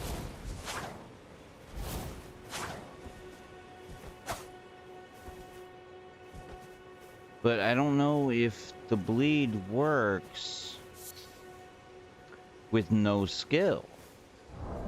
Oh, it might tell us, actually. No, it still causes blood loss. 50-50. We got 50 and we got 60, and then we can also have the forked hatchet with 50. Like, we got all bleed right now. Oh, boy.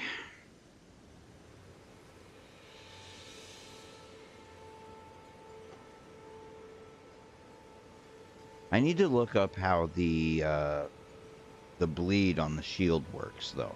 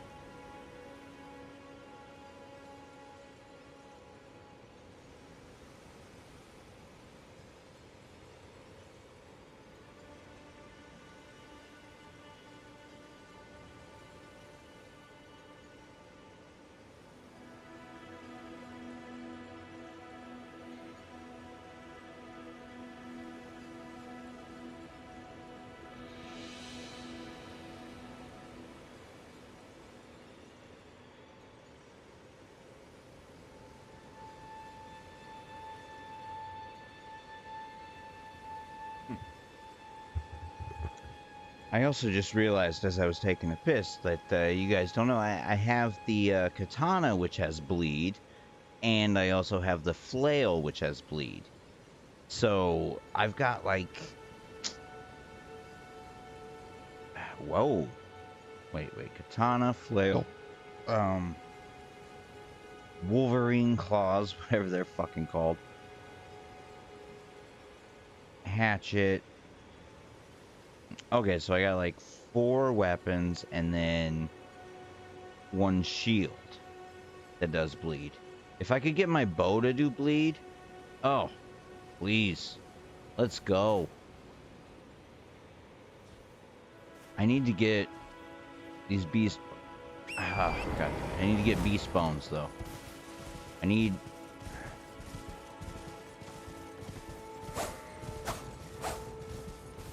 No, you. It. Oh, it looked like I was riding the motherfucker.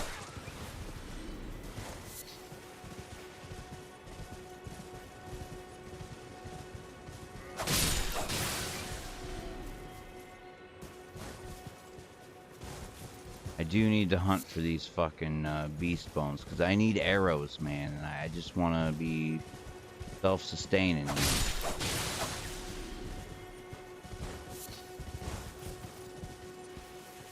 Whoa.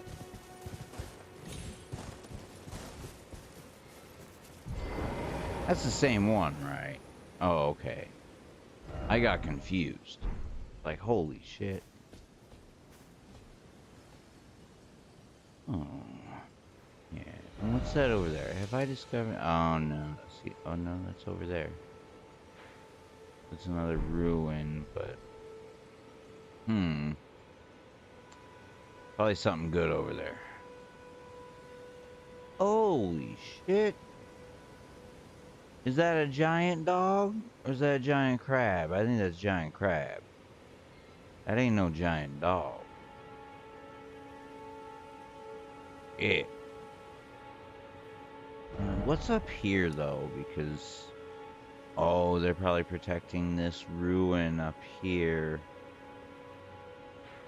Alright. I've been trying to make it through here. Like, I wasted all my arrows on these fuckers down there across the bridge. I was ready to just jump down and take them all out, but I ran out of everything.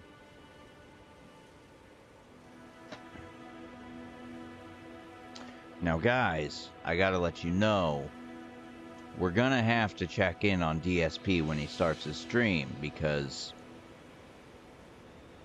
after last night with his goddamn PC debacle, his PC repair, Phil's PC repair,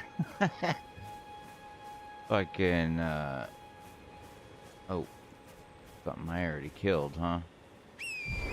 Well, some of y'all, no, I don't have.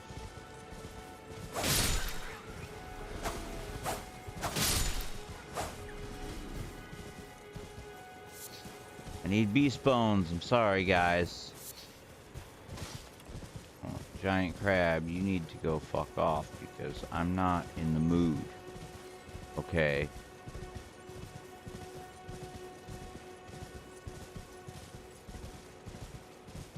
If you rest, the sheep respawn, right? Jesus Christ. Did I end up... Oh my god.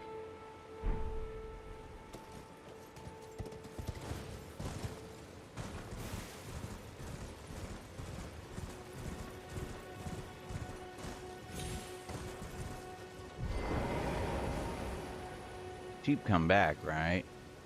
I just need these... I need arrows, man. I don't want to pay money. I don't want to pay runes. Well, fuck yourself, dude. Yep. They come back. Well, oh look, there's a battle off in the distance.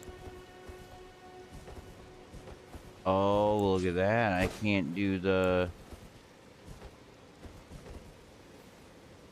Dude, that's fucked up. Oh, there we go.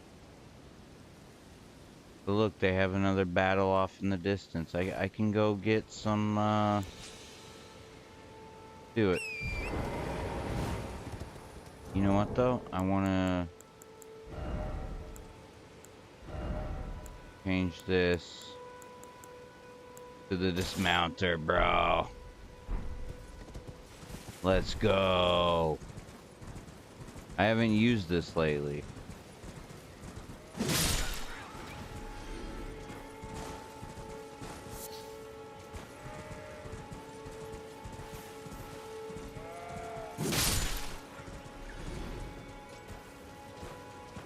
Oh, where was the battle?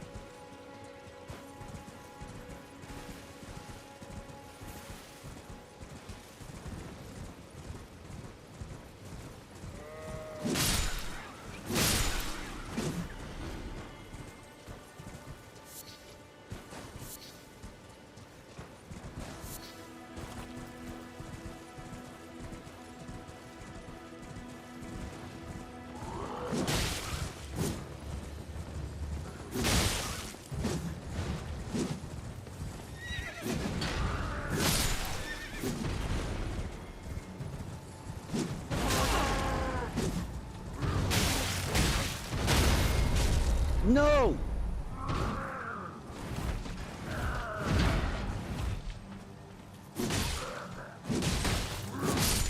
Yes!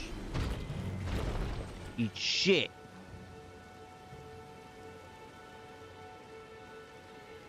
Oh, now we got dragonflies. This is bullshit.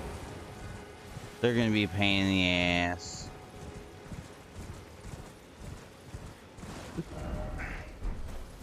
Yeah, I didn't get far, did I?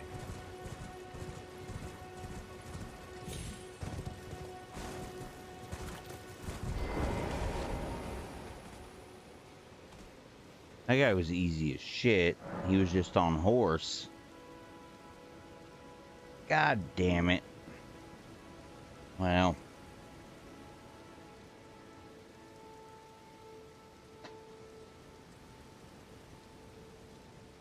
It was fun, but where can we go? Just not digging this area. And the dismounter. This is where I'm at. Like, I'm at a stalemate with Elden Ring. Like, I've hit like this wall all of a sudden. Like, I was really enjoying it, and then I took out Margit, and then the dragon here is fucking hard as shit. I think I can do it. Then we got Bloodhound Knight here, which I got him close. I could do it. But the dungeons, like, I fucking suck at dungeons, dude. The tight spaces, the dark shit, like, I'm not used to using torches, I'll tell you that much. The only thing I used the torch for was meth back in the day, dude. Like, for real. So I don't know. I mean, I got cool weapons recently. I've got like multiple copies too. I just don't know, man.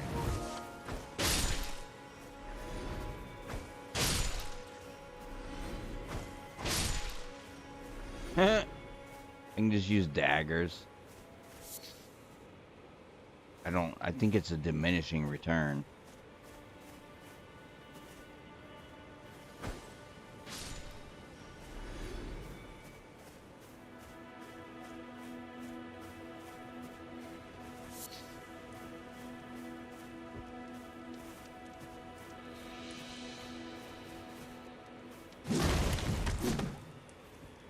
Yeah, I hear people like, I see people always destroying this shit, but I don't. Ah, there's the guy on the horse. Gotta fight him again. No, thank you. I'm good. Like, where are we at on Baldur's Gate? DSP's about to fucking go live. We need to see how his fucking PC's running now. Oh my god, where am I?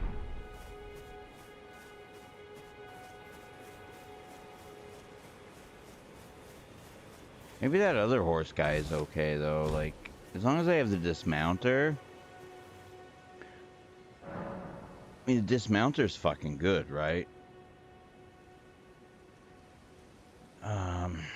Let's gear up our DSP here, because we gotta see just how he acts, you know, with his new power supply and everything. I mean, it's pretty fucking incredible what a man-child he is. But, you know. Yeah, where is it? I guess that's it, yeah. Okay. You get to see my algorithm. You're welcome. No, DSP is doing Beast of Reincarnation, which is, I guess, Game Freak's new game. Game Freak is the company that made Pokemon all these years. So, of course, Bill's gonna play the new Pokemon game. But it's not Pokemon. I got a little sneak preview earlier. It's alright. It's kind of cool. I'm interested to see what Phil decides on this thing. You know, it's some people Apparently, some people have referred to it as Dark Souls a little bit.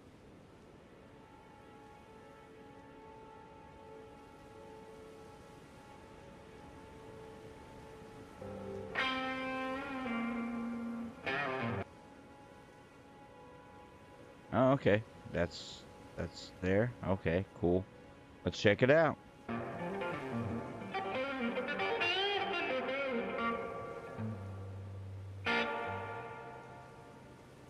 So if you don't know who Peter Green is, he was the early guitarist for Fleetwood Mac, and sad story is like he went to a party one night, whatever. Like I think he was given a little too much LSD and fucking lost his mind. But you may have heard of the famous the Greenie Les Paul, which in the factory, when they were putting together this Les Paul before he even bought it, like this wasn't a custom thing. He just happened to buy this particular guitar, and they fucked up in the factory, and the polarity on the bridge pickup there, you know, right, or not the bridge, the neck, right next to the guitar neck right there, you see, the polarity was reversed. Like the magnet, they put the magnet in the wrong way. And so when you have it, the switch above there in the middle position, as it is there, I can see. When you have it in the middle position, using the volume and the knob, it gives it a more nasally and like just fucking god damn it, nasally. And there was another word I was thinking of. I don't know, grimy, little grimy, bluesy feel.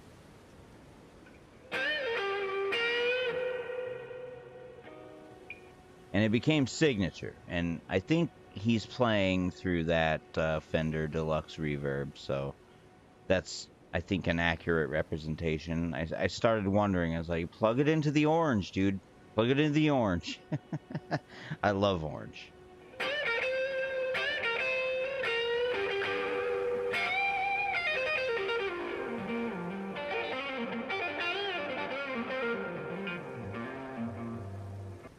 Now, I have a question here. Look at his screws on his neck pickup. You see where they're at? They're closer to the middle of the guitar. They should actually be closer to the neck. So I have a feeling he just turned his pickup around. Now, granted, he's talking about pickup height, but I'm gonna stop watching this video right now because he is not doing it right. Those screws on his neck pickup, they should be close to the neck, not towards the bridge. So you can't turn that around.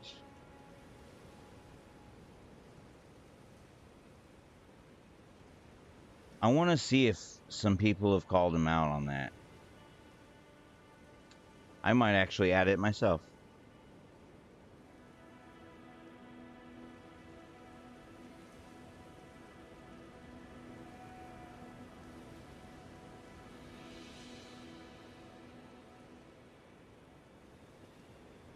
Casing are not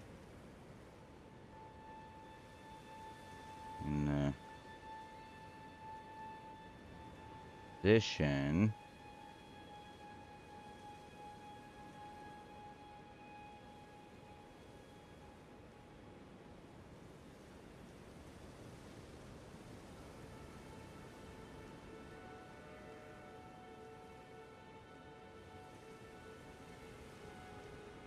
I really do suspect he just flipped his neck pickup around, which that doesn't count.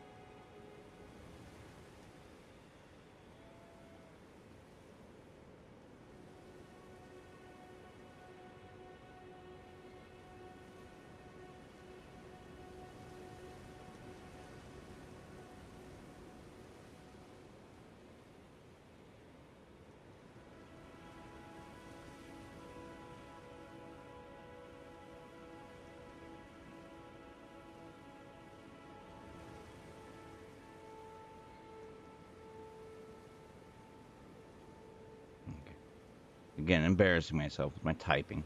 My typing is not great. Need to remove the magnet.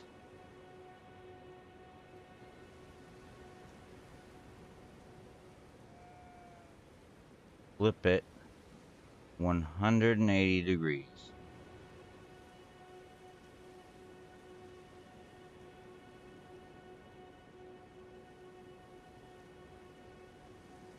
Not a pro guitar tech.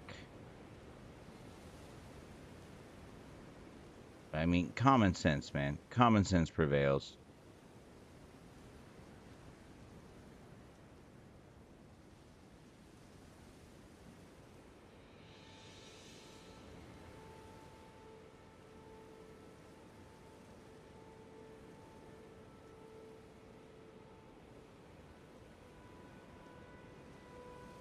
Your pickup.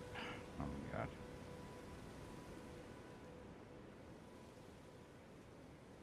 Oh, I like this. You turn your pickup around and you're greeny.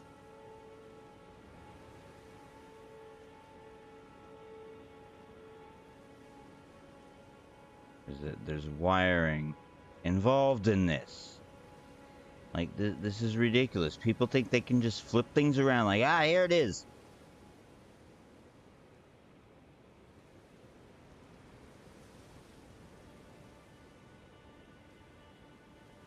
And I was gonna say do some research, but I tried, and I don't know. This is my input. This fucking guy, though, like, it crazy, dude. Like, he thinks he can just flip his pickup around, and then he created it. No, you need to flip the magnet, dude. Flipping your pickup around doesn't do shit. I don't know. I need to have a cigarette after that. Dude made me mad.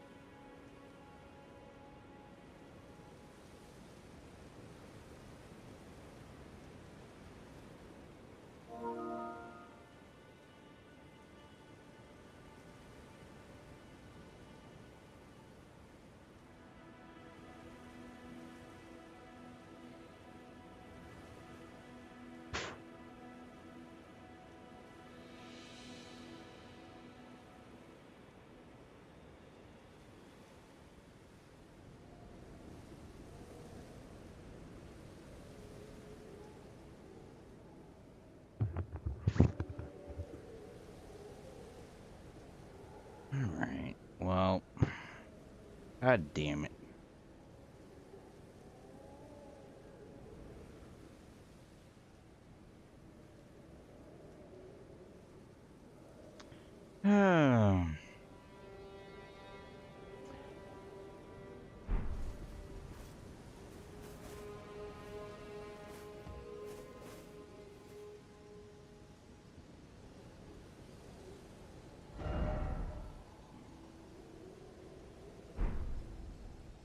What?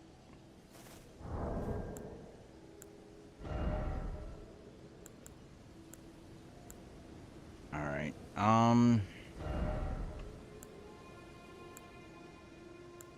Into the katana.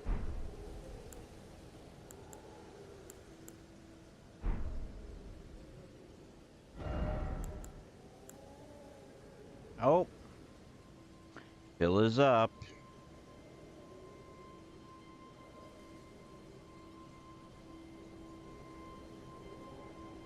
Ah, his music sucks, dude.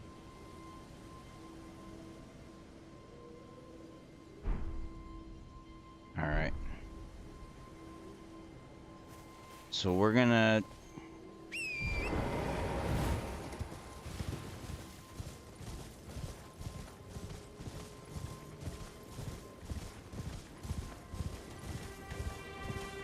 Oh, what the...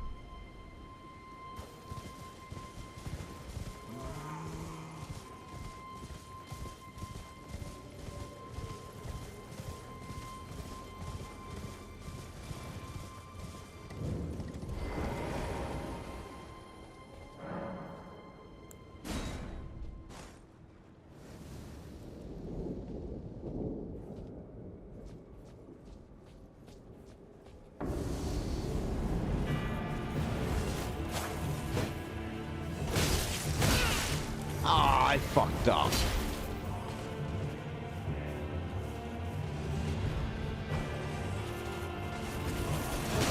Oh, I fucked up. God damn it.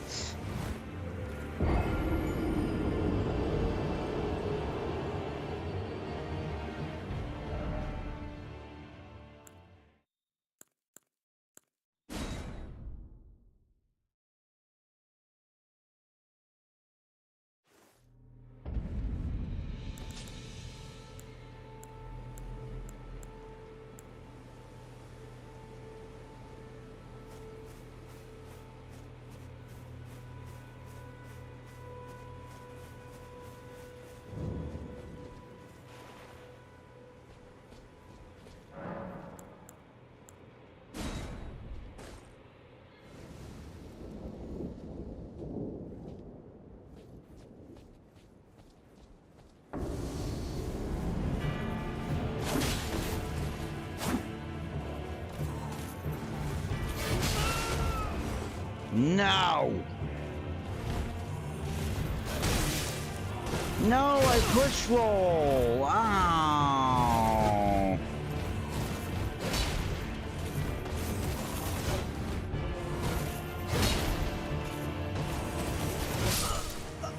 What the fuck?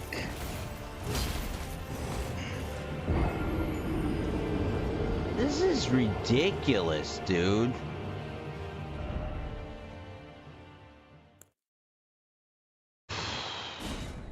I don't know. With Phil starting his fucking stream, and I'm gonna... Where do we go?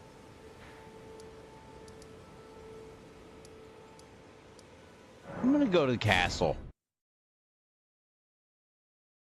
Maybe we can make our way through.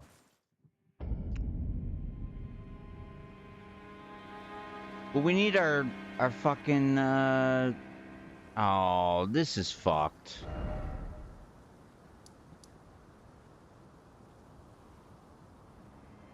I'm sorry, but I have to go over and farm.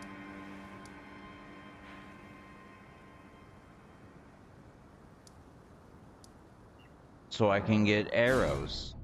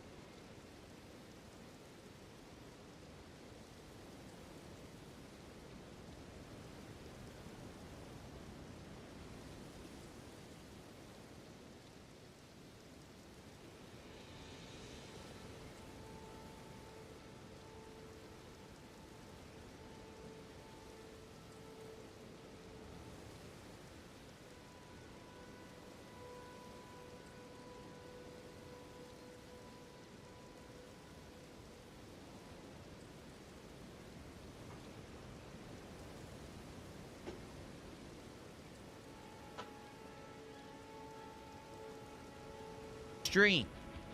That was awful. We're going to talk about it, obviously, what happened, and how it all went about, and hopefully the fact that it won't happen again. But how are you all this morning? Good morning and welcome. Some rockin' music for the beginning of the show, actually. Wow. Faded Shadows got some dancing geese. Look at that. I don't know why they're so stretched out, though. Look. Wide Goose Jam, the emote is called. How's that happening there? All right. So good morning, everyone. Who do we got? Bave Lines, Game Dude, Comedy Master, Dark Lady, Goth, John Nepper, King Michael, good morning, Carly Snail, Lord Zeruel, Bave Lines, Max Wick, Fries, Questing Magdalena, Eli Manning, World Weather Authority, Bunnies in Games, Parasolo, Nothing Here, Muckman, Rui. How y'all doing? Then we got Hellman, Maestro, David, Mad TV is here. Good morning, Mad. Philosopher, Faded Shadow, The Fat Walrus. It's not nice of you to talk about Ashton like that.